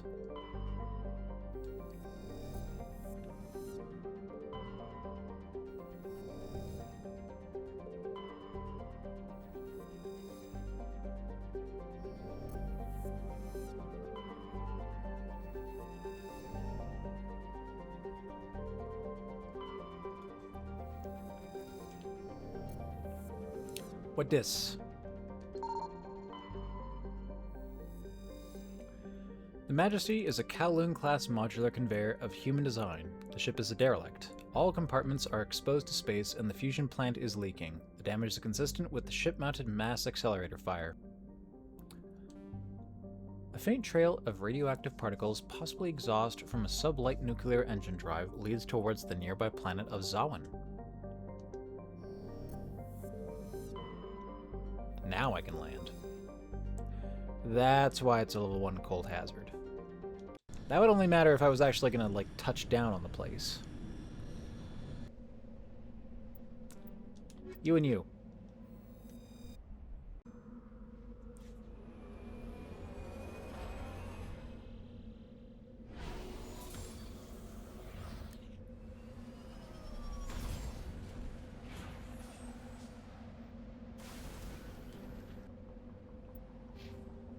Oh, I've got 2 more points to spend. So I get the feeling I get 2 points every time I level up, which means if I cap out at 30, then I can expect a total of 18 points to spend.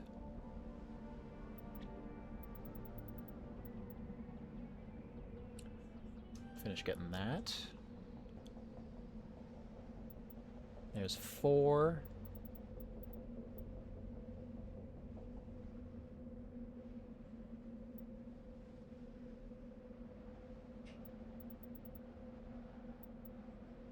I guess that's 8. Does Charm not get any better?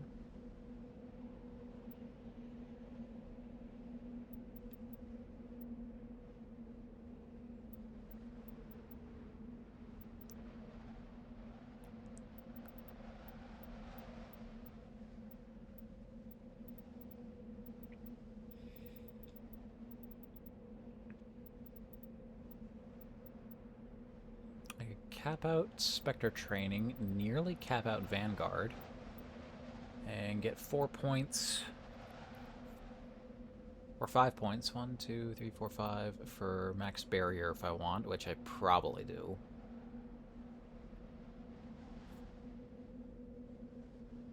Yeah, I'll figure something out.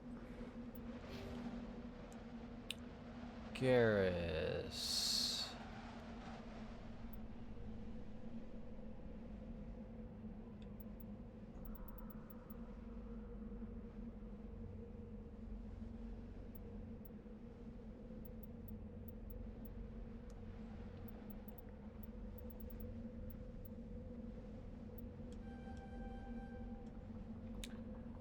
Sniper rifles are getting better now. Guess I can put loose points into here.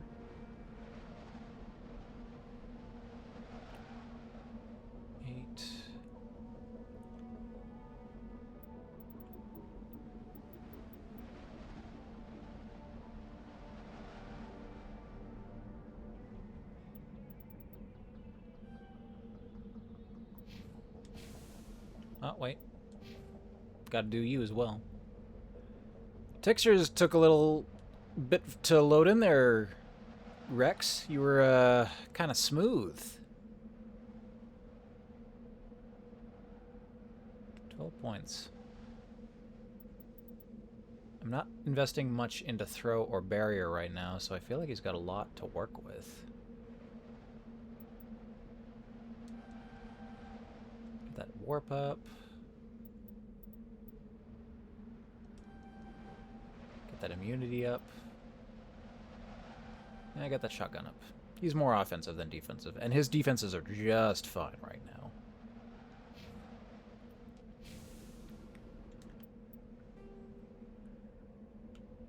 All right. Merc camp.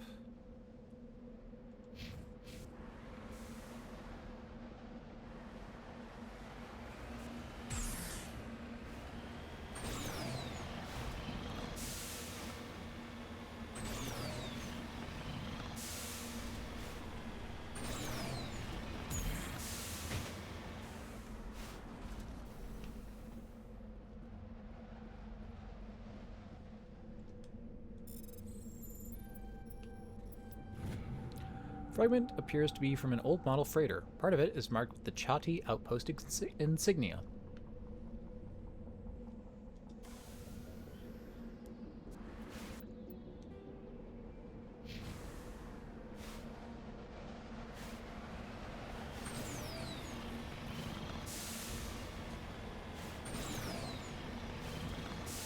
Facing wrong way.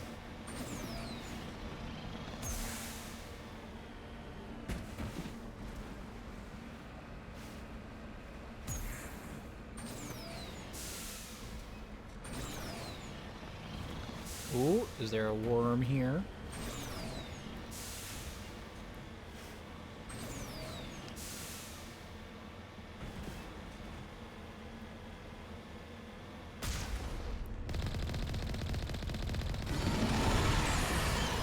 Ow.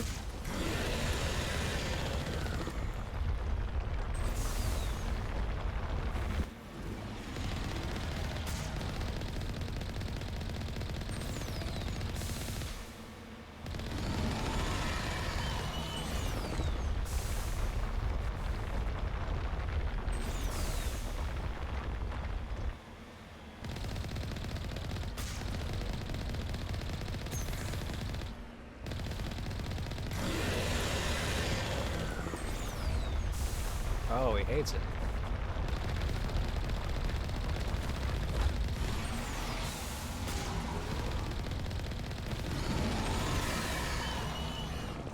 Oh no, did I actually take massive damage? Oops.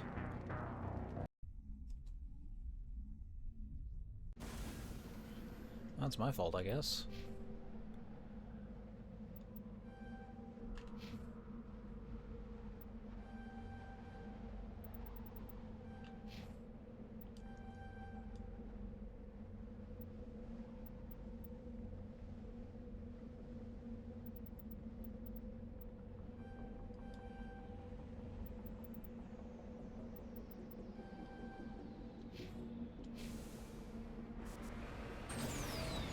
Their melee attack hits a lot harder than I thought it would.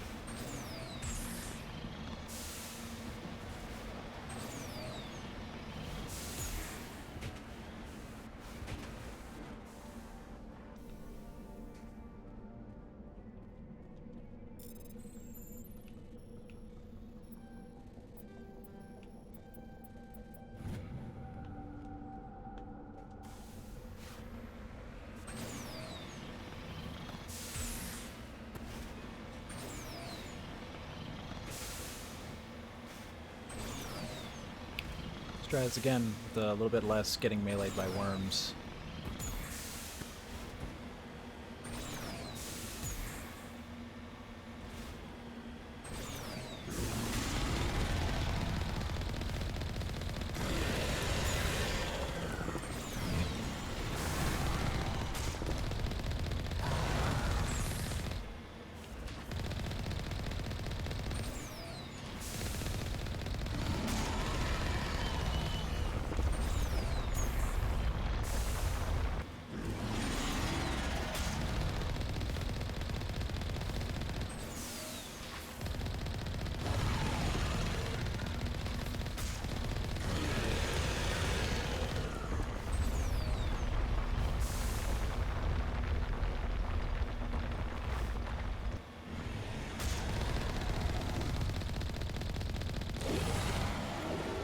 Dead bug.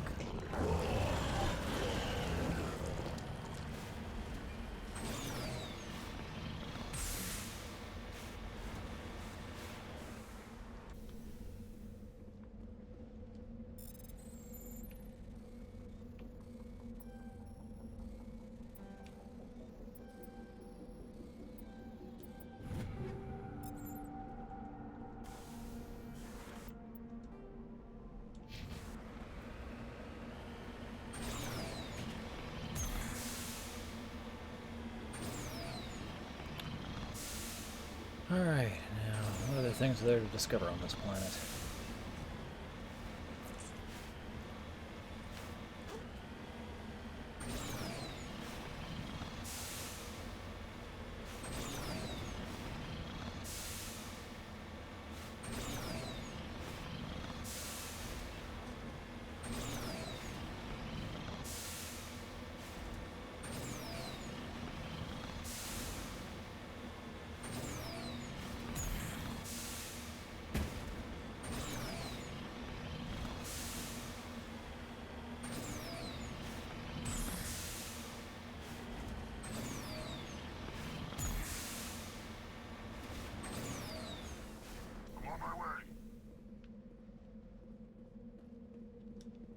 It appears this person was trying to mark the nearby mineral deposit when he died, or was killed.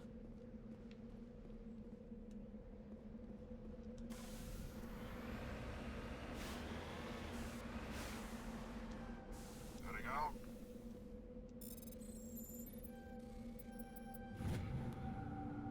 Iridium.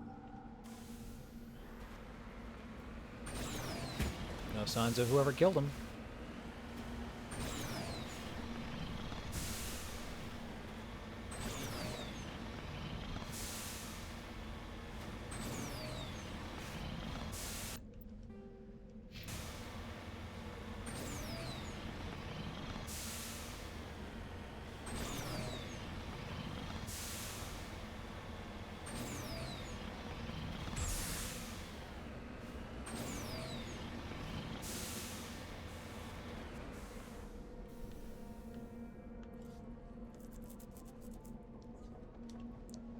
There appears to be no one left at this camp.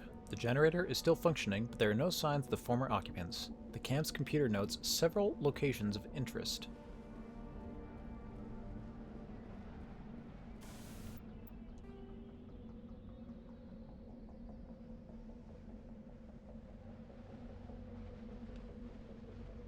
A couple of places that have been added for my own sake.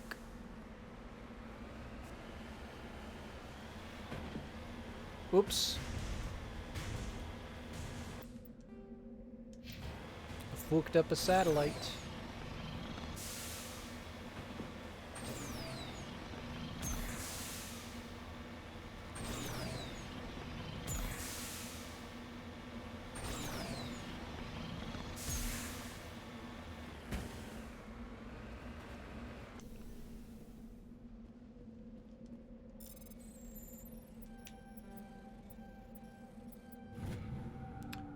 Cobalt.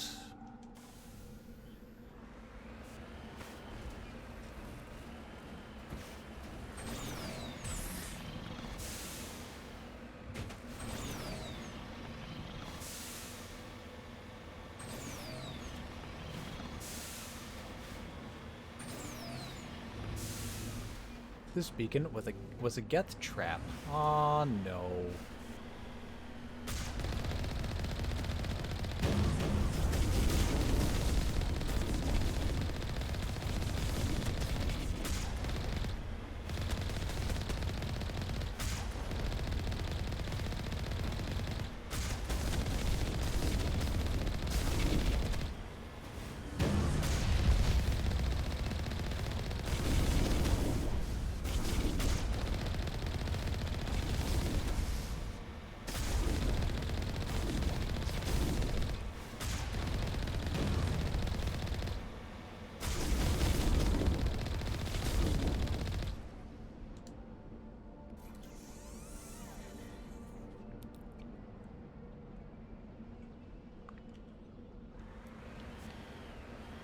We're okay.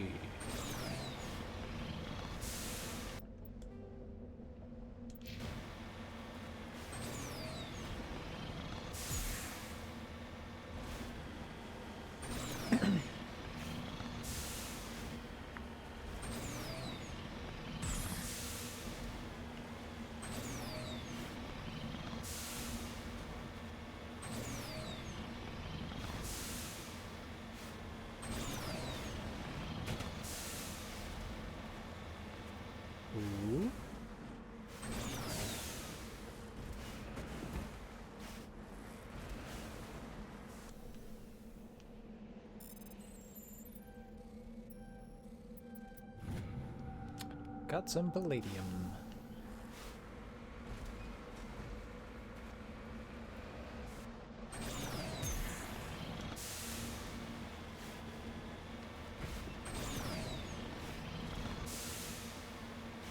Ooh, and some more active enemies here.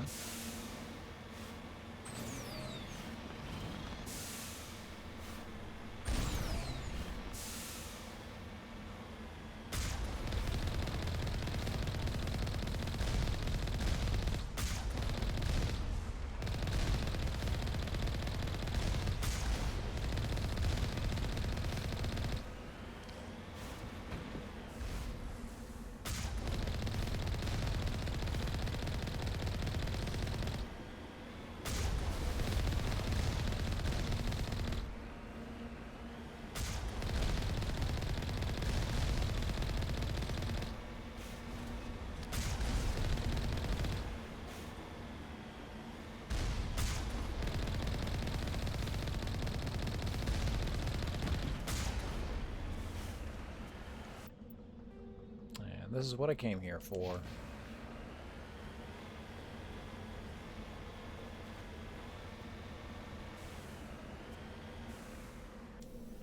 There was actually a fair bit of fighting to get here. So I think I'm gonna throw out a save.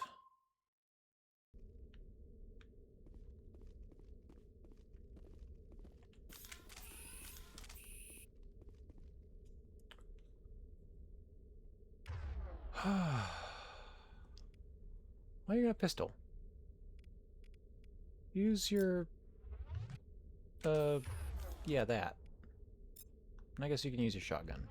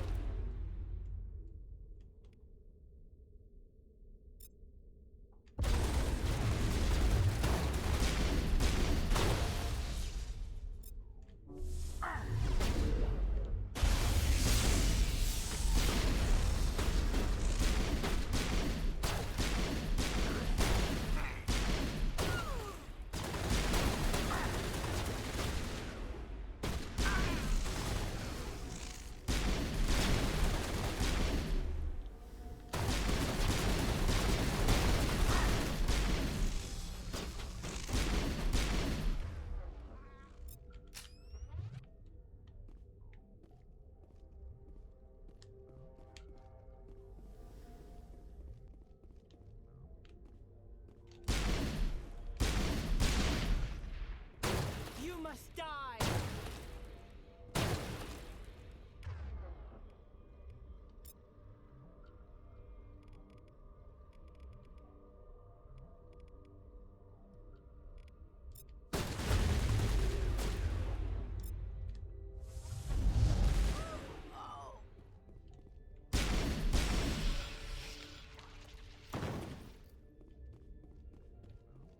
One person left. Don't even need adrenaline.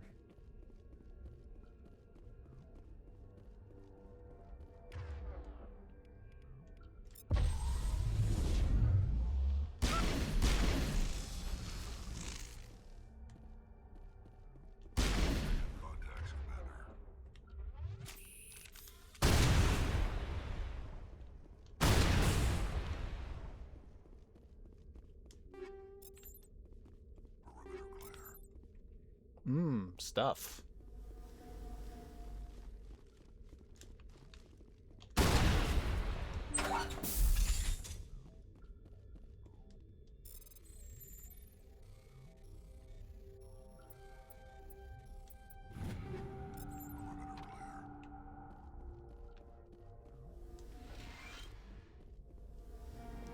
You discover the corpse of Captain Willem of the MSV Majesty. His stiff fingers are wrapped tightly around a small data pad. Guess we'll take that home.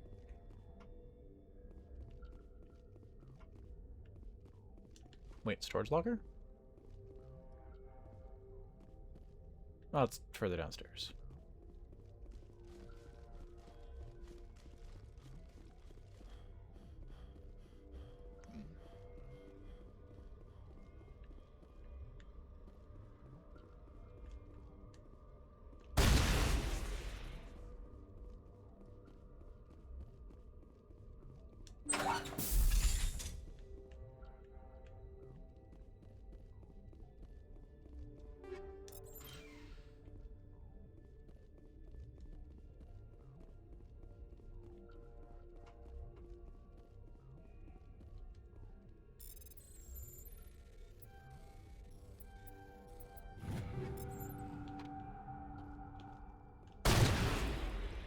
Shepard? What the hell's wrong with you?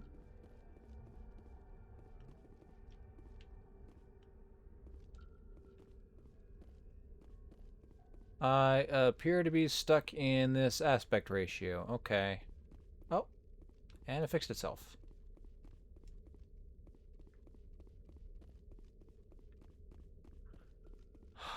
You know, I figured that was just like certain areas locking me into a direction and then having to work with it, but I think that's a bug.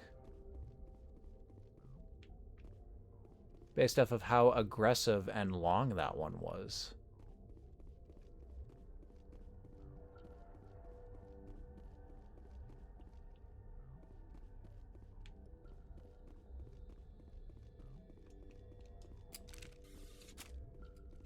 Hmm. Oh well.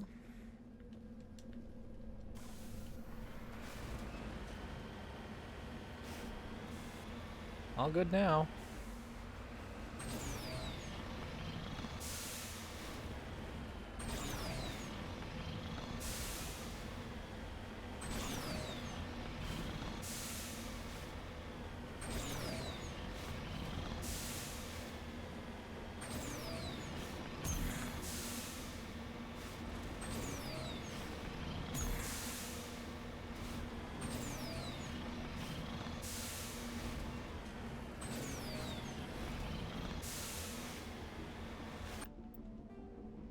Yeah, and I've seen that one already. Okay, we're done here.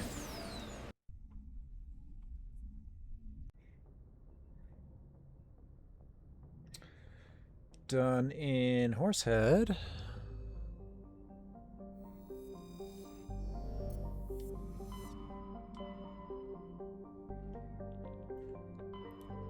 Exodus? Don't have to go there. Oh, shoot, I do have to go to local cluster. Well, I guess I can do that.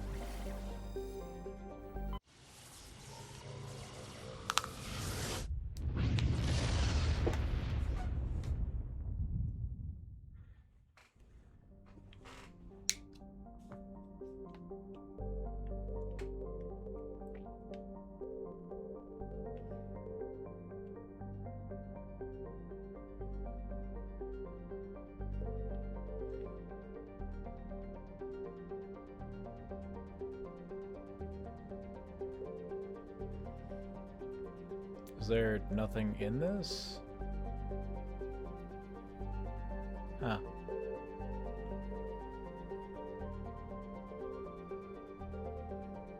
Have I actually been to Sol yet? I don't think I have. A handful of solar power stations exist on peaks of eternal light at the north and south poles of Mercury. The difficulties imposed by the planet's proximity to the Sun and high orbital velocity have limited development.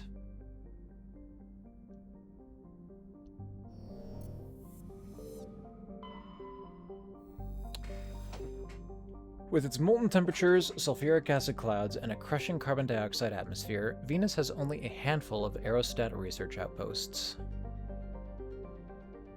But there are people living on Venus. Cool.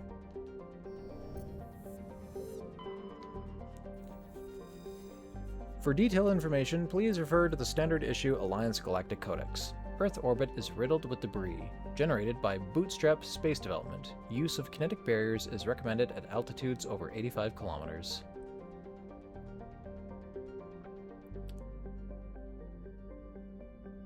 11.4 billion with 250,000 in stations. Average temperature about 23.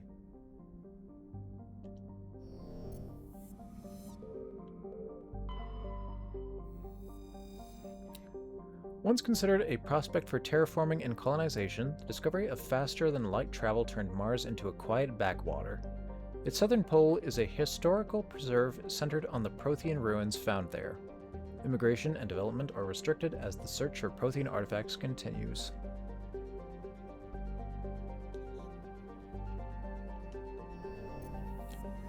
There were aliens on Mars, but they weren't Martians. Jupiter's deep gravity well and lethal radiation have kept its moon from being significantly exploited. The largest outpost is Binary Helix Corporation's Nautilus facility, attached to the underside of Europa's ice sheet. That's a lot of people living on Jupiter. Didn't think that was possible, considering how aggressive those storms are. Saturn has been a major source of helium-3 fuel for fusion plants since the 2150s. The moon of Titan is mined for hydrocarbons and used as a hostile environment training facility for Alliance Marines. Oh, man, we really did just go out there and, like, colonize all of our system.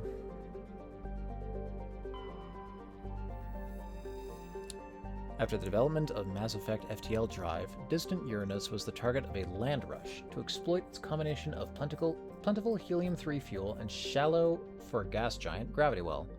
Today, Uranus is the largest producer of HE3 in Alliance space. Gotta say, Sol seems to have the most diverse set of planets around it. Look at these designs. Almost like they were drawn from life. Though Neptune, like Uranus, has plentiful helium, its remoteness made it an unpromising target for mining before development of Mass Effect Drive. With Uranus cheaper to exploit, it has never seen extensive development. The only permanent human presence is a small research facility on Triton. And where is he? Where is the no longer a full planet? Pluto is one of Sol's numerous ice dwarf worlds. It is mainly of note for being the gravitational anchor for the Prothean mass relay to Arcturus, Pluto, and the Charon relay, formerly encased in ice and considered a moon. Orbit each other. Pluto's orbit was circularized in 2157 as a side effect of the Charon mass relay recovery operations.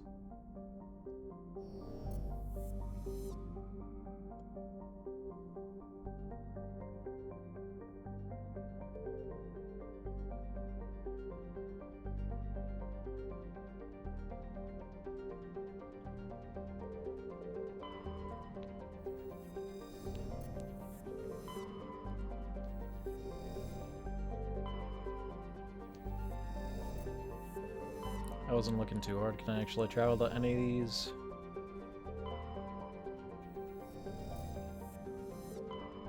Or scan them for more information?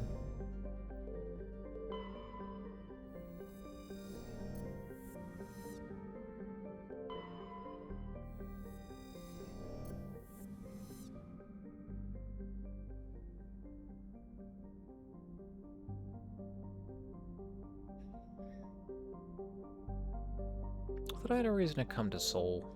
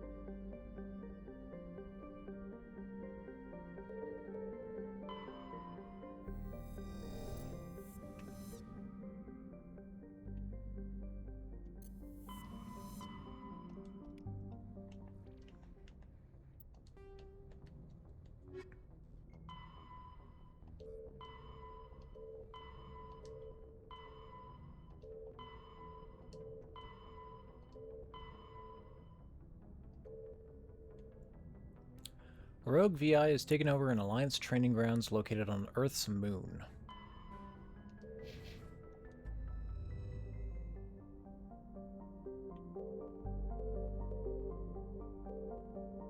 Ugh, so hard to see.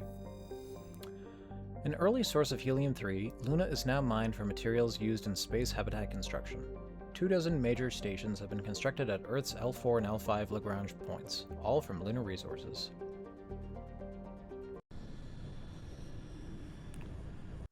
Going to the moon, moon ride, moon ride, moon ride, moon ride.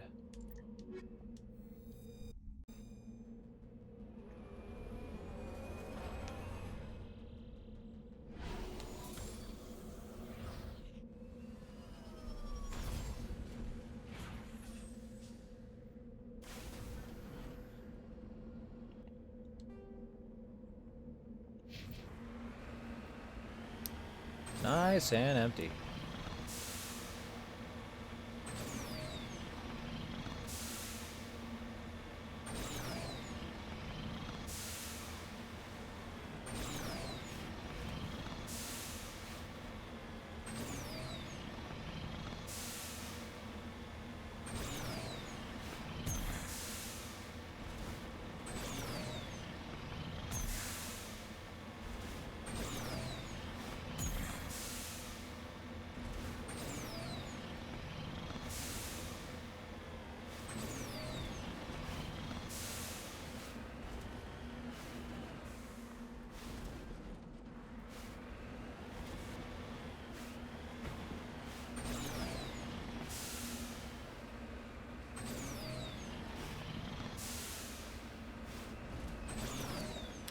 What are Geths doing on the moon? Get out of here.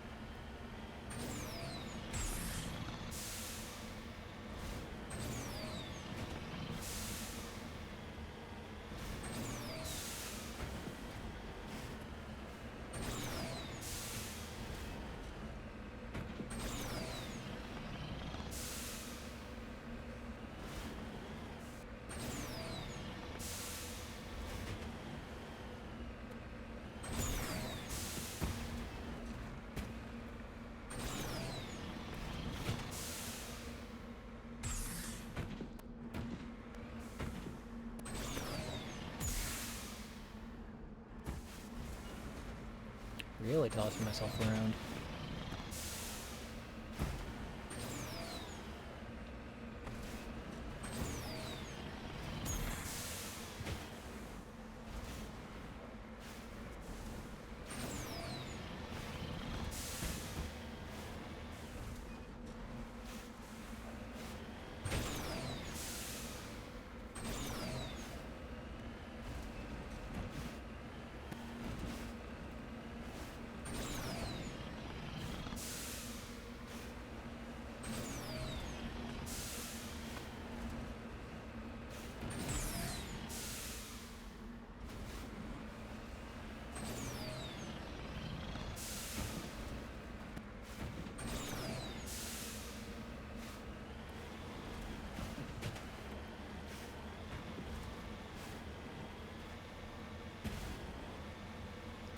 Super rocky terrain here.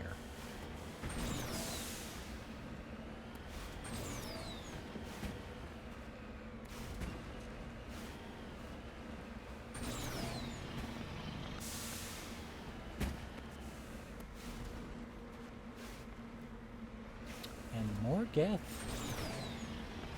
Get off our planet! Get off our moon!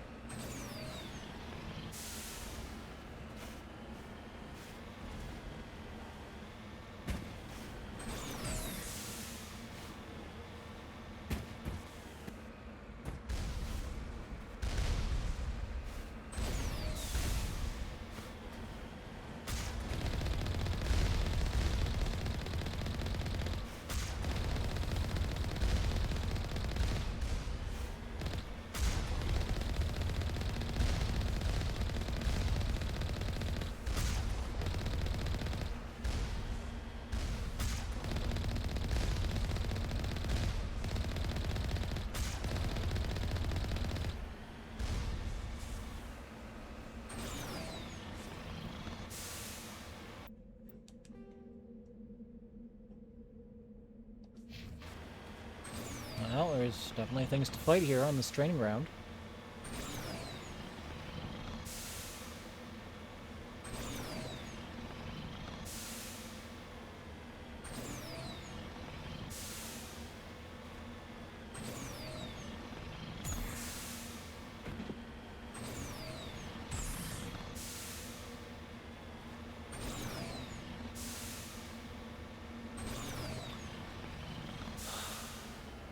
These gather were these just training facilities? I didn't even bother looking at, like, identifying them. But they're all turrets. I think it might have been just training. Yep, these are just heavy turrets.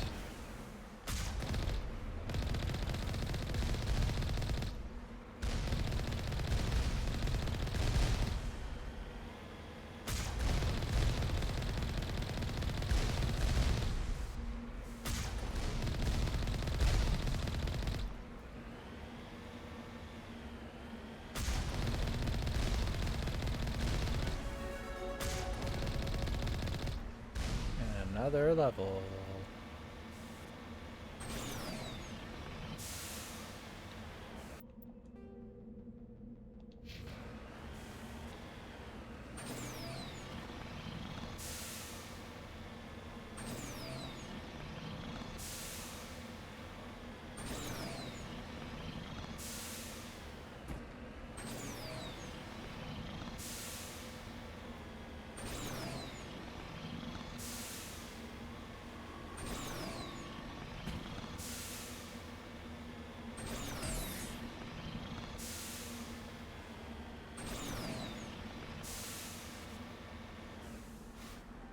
Moving out.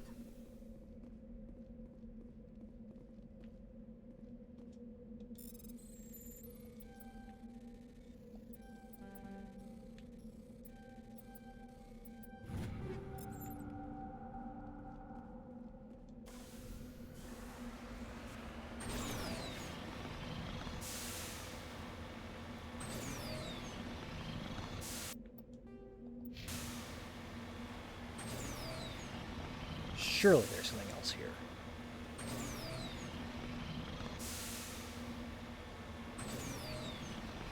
Or have we already just scouted it out too much for there to be anything of note?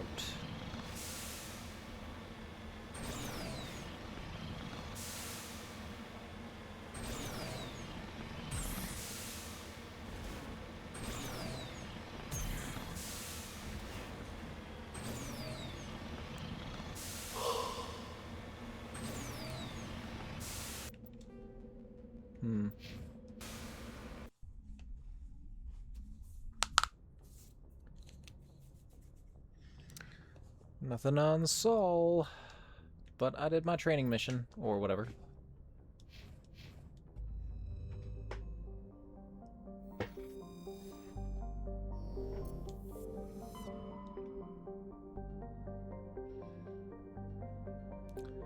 Nothing else in our cluster.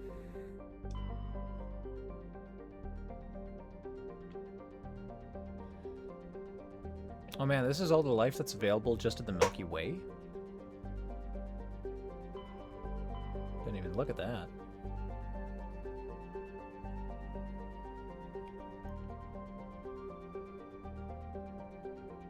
Don't have to go to Exodus.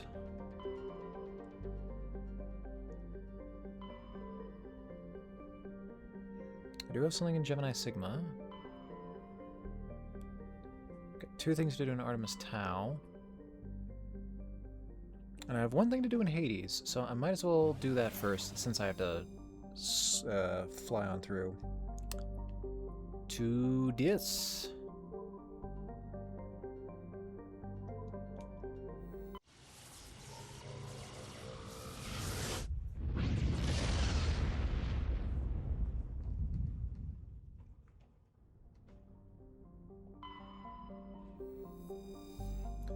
Xartar is a terrestrial world with a trace atmosphere of krypton and xenon. The surface is hot and mainly composed of unremarkable silicates. Occasionally, deposits of aluminum, magnesium, and other light metals could be found. Xartar is noted for the discovery of the Leviathan of Dis, the apparent corpse of a genetically engineered living starship. The Leviathan was found in the bottom of a crater by a Batarian system survey team, and estimated to be nearly 1 billion years old. It disappeared after a year to the system by a visit to the system by a Batarian dreadnought 20 years ago. Since then, the Batarians have steadfastly denied that the Leviathan existed at all, and all the more vociferously when shown recordings of the corpse made by Solarian researchers.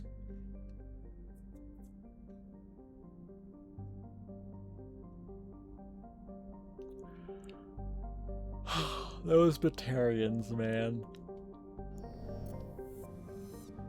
Just be less sketch and people will stop profiling you, maybe. Nearum is a terrestrial world with a thin atmosphere of methane and argon. Its frozen surface is mainly composed of basaltic rock. Its most prominent feature is the Ellis Rift Valley, a long volcanic divergence zone that stretches across half of the northern hemisphere. While scanning the planet, you detect a large deposit of titanium on a nearby moon.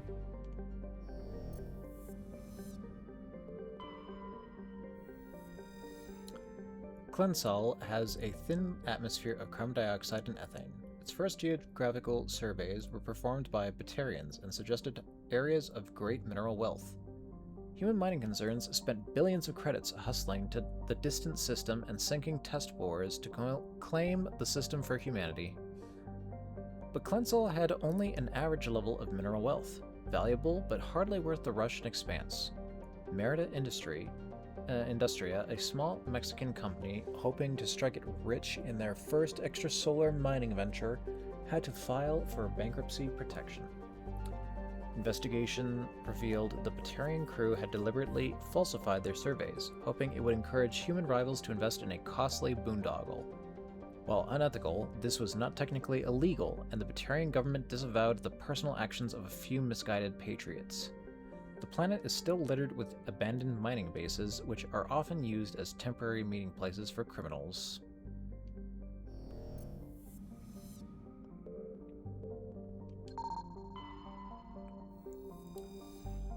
Metal-rich asteroid with lithium.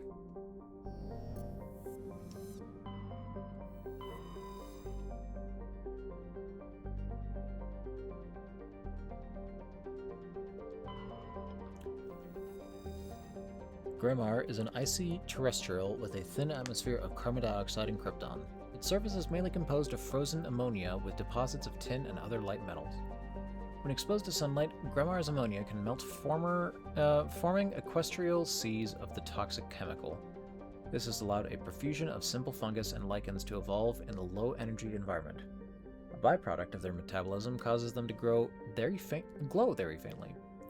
While the light of an individual is insignificant, large patches seem to reinforce the light of one another and are visible from space.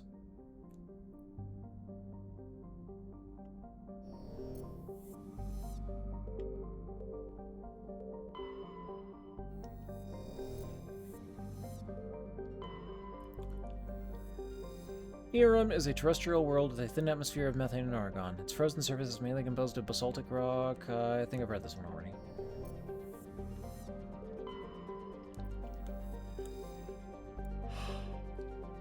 Raisha is a standard hydrogen-helium gas giant with traces of sodium and ammonia in its atmosphere. During the brief gold rush in Klensal, a few companies established an infrastructure for helium-3 skimming and deuterium mining on Raisha's icy moons. When Klensal proved to be less wealthy than expected, the facilities were stripped of parts and abandoned. Scans of the planet Raisha revealed an old, unmanned shuttle. Your salvage team found Turian goods on board, all marked with the Trident colony insignia.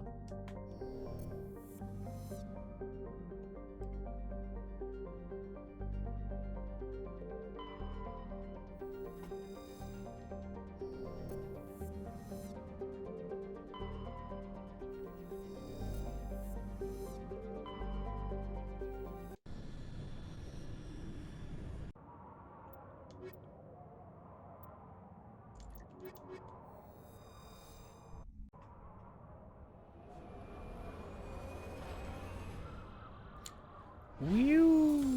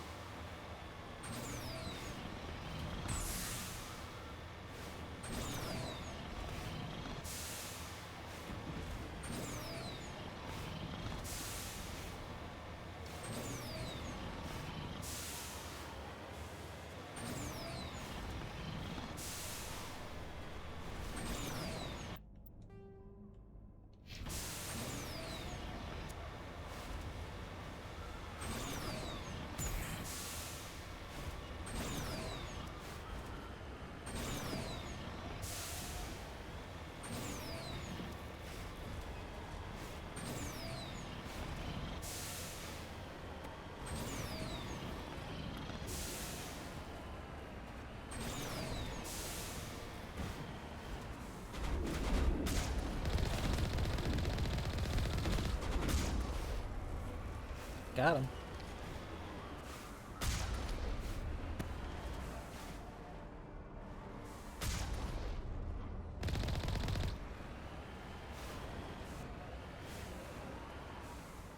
I feel like it's not fair to have this vehicle.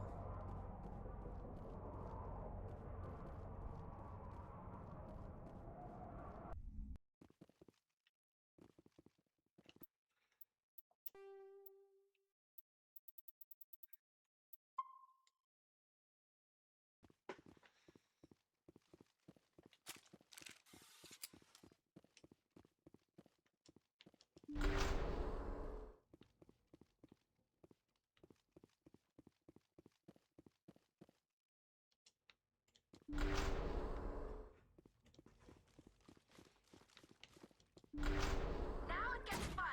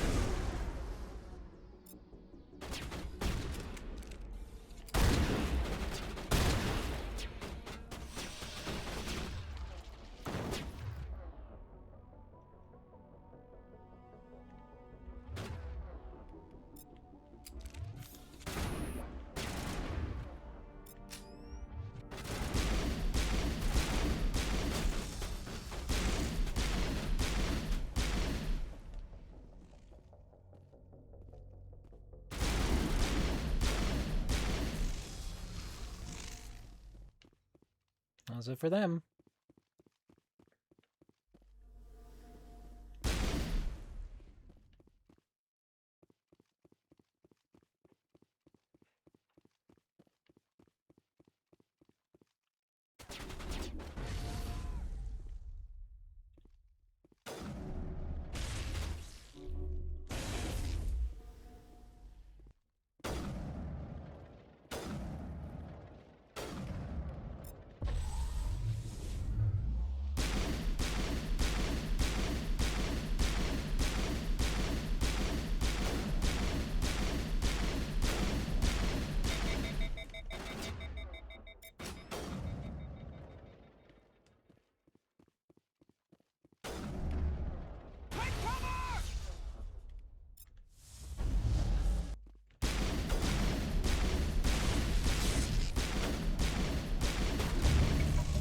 Why is that guy so tanky?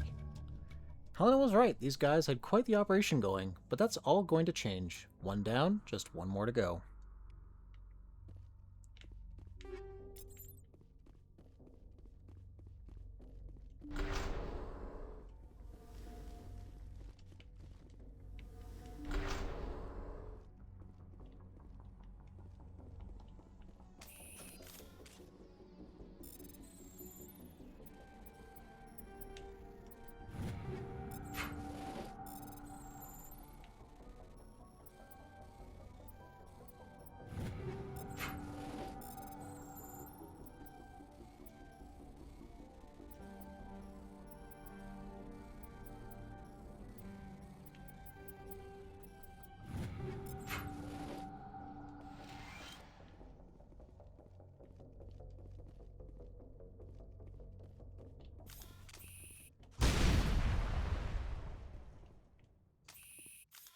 You lead. I'll follow.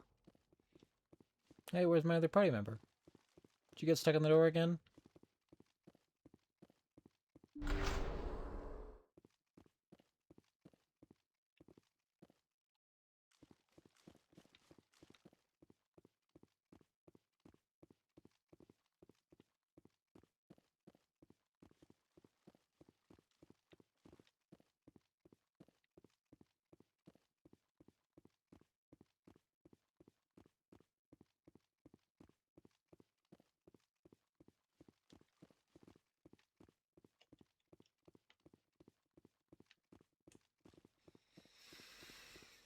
Yeah,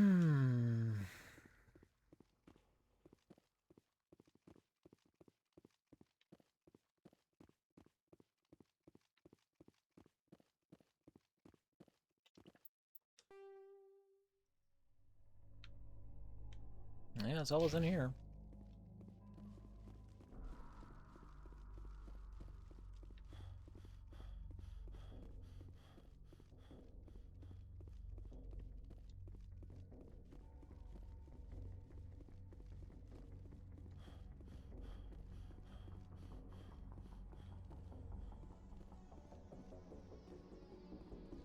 Garrus, what the heck? Let me fight that guy all by myself? What's the matter with you?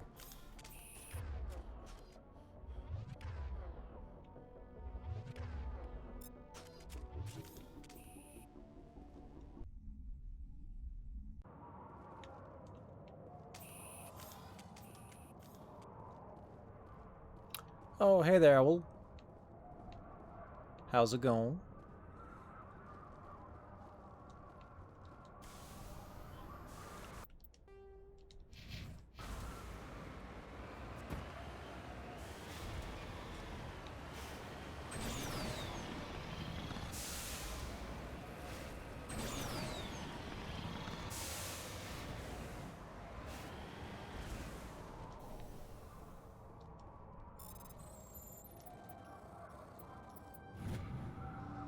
Got some platinum.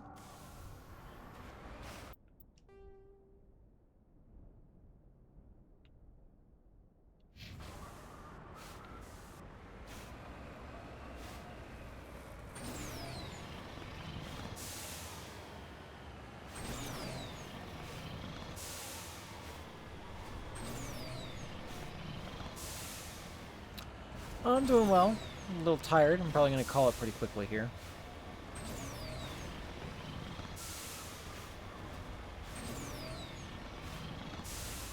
Weather's finally cooling down tonight. There does not appear to be anything at this destination. What's going on?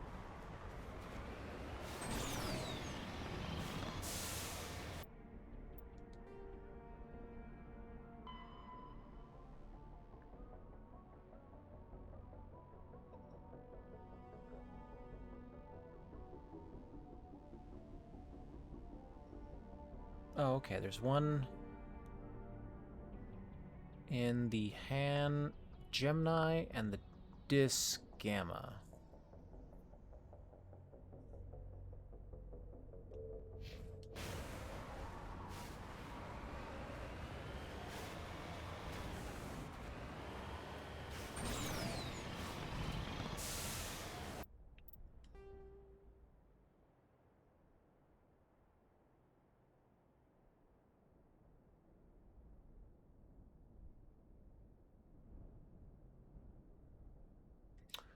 Right, this was the obvious setup.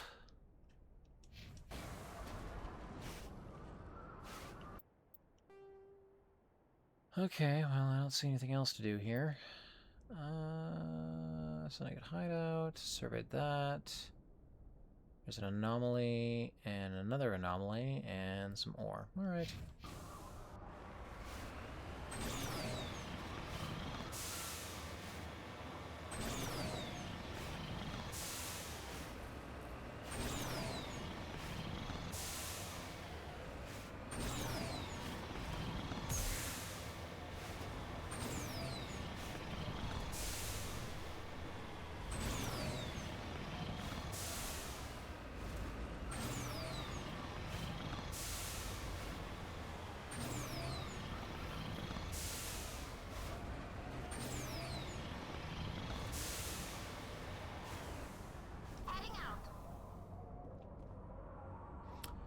These old footprints leading away from the escape pod, but there's no signs of any survivors.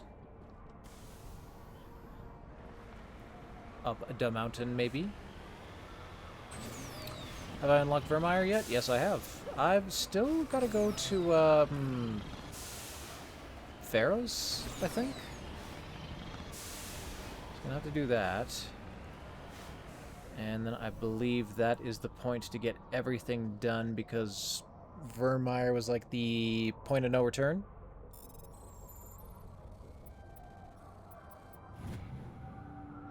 This dead traveler had a League of One medallion. Where he found it and what he was trying to do with it is unclear.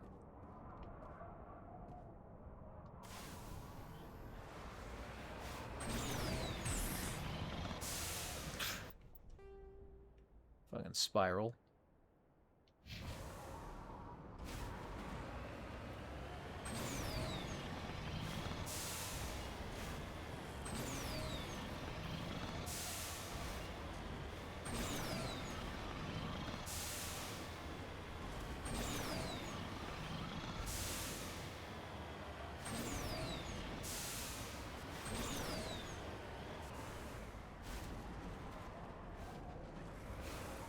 Got it.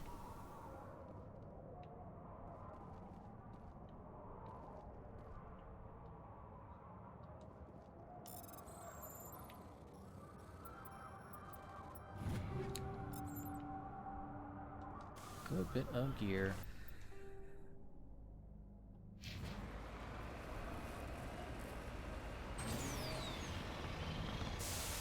Oh, so missions get locked. Okay. Well,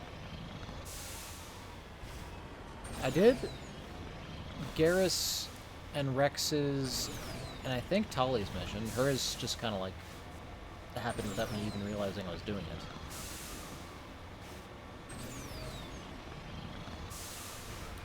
Presumably, the rest of my crew has things they want me to do, which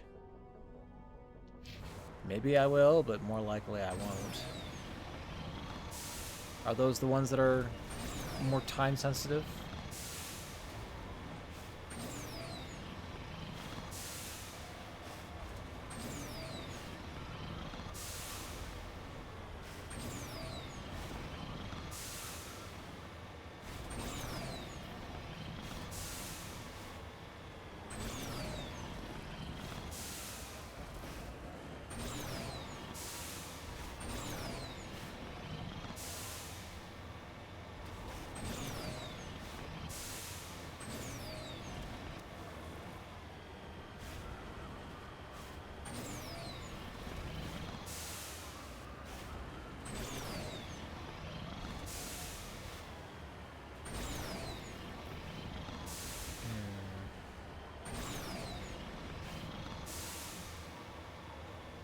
I feel like I am once again seeing a planet with no other features on it.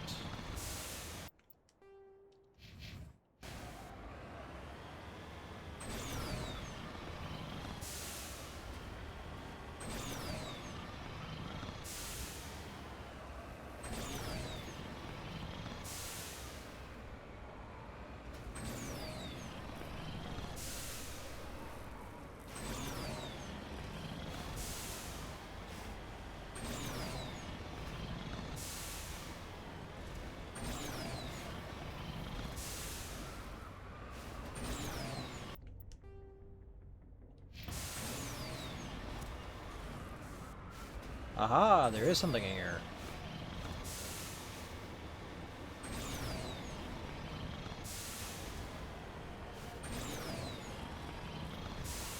So if I don't intend to collect every item, because I've almost certainly missed something already, is there any incentive to do this besides like the little bit of XP and money I get for each one?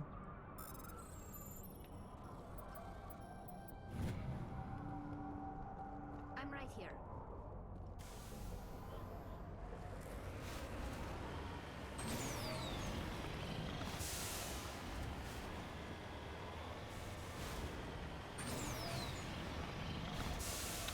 I guess if they really enjoy being field researchers.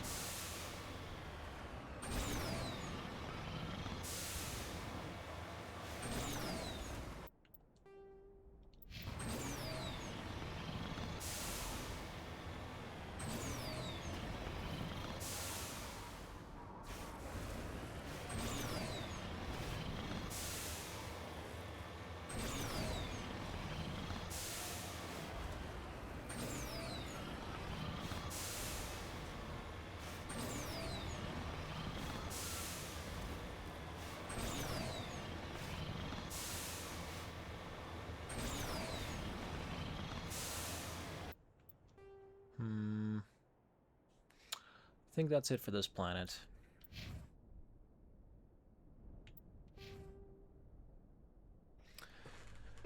I've got some more points to spend. Yeah, definitely looks like I'm getting 2 points per level. So I've got 8 more points in my disposal. Or wait, no. I've got 16 more points in my disposal. I can max out pistols, inspector training.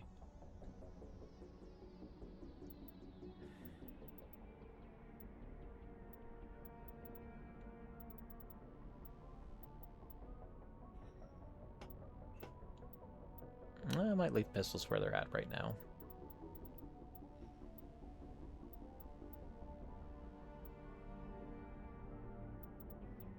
Go for full barrier, Vanguard, Spectre, and something.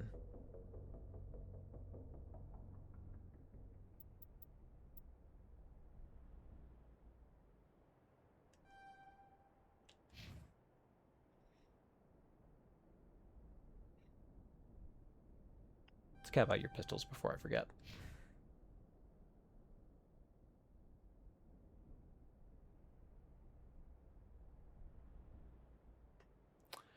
And you should probably cap out something, either assault rifles or snipers.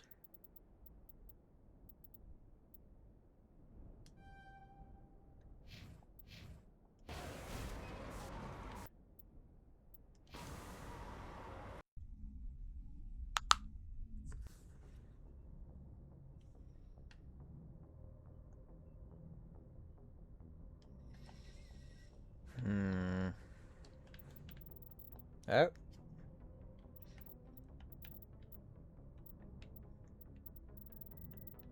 Okay, controller seems fine now, but that was a bit weird. Did we get any good gear?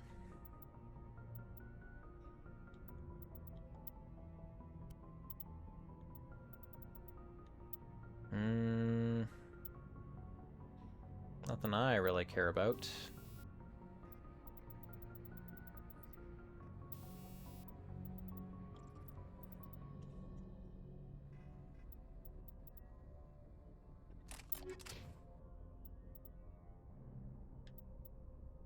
Alright, well. Yeah, like I was saying earlier, I am pretty tired. I'm catching myself, like, falling asleep as I'm driving around, so I think I'm going to call it here.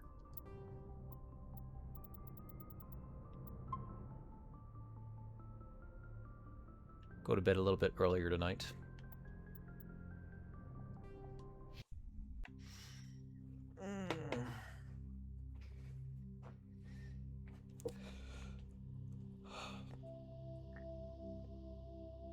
Not much accomplished tonight. Let's spend a little bit of time reading through logs and doing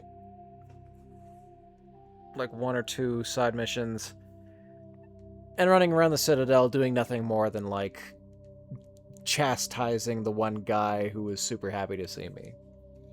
I wonder if that'll come back to bite me. Who knows? Well, thank you very much for stopping by. We will be back here again tomorrow, hopefully for a longer stream.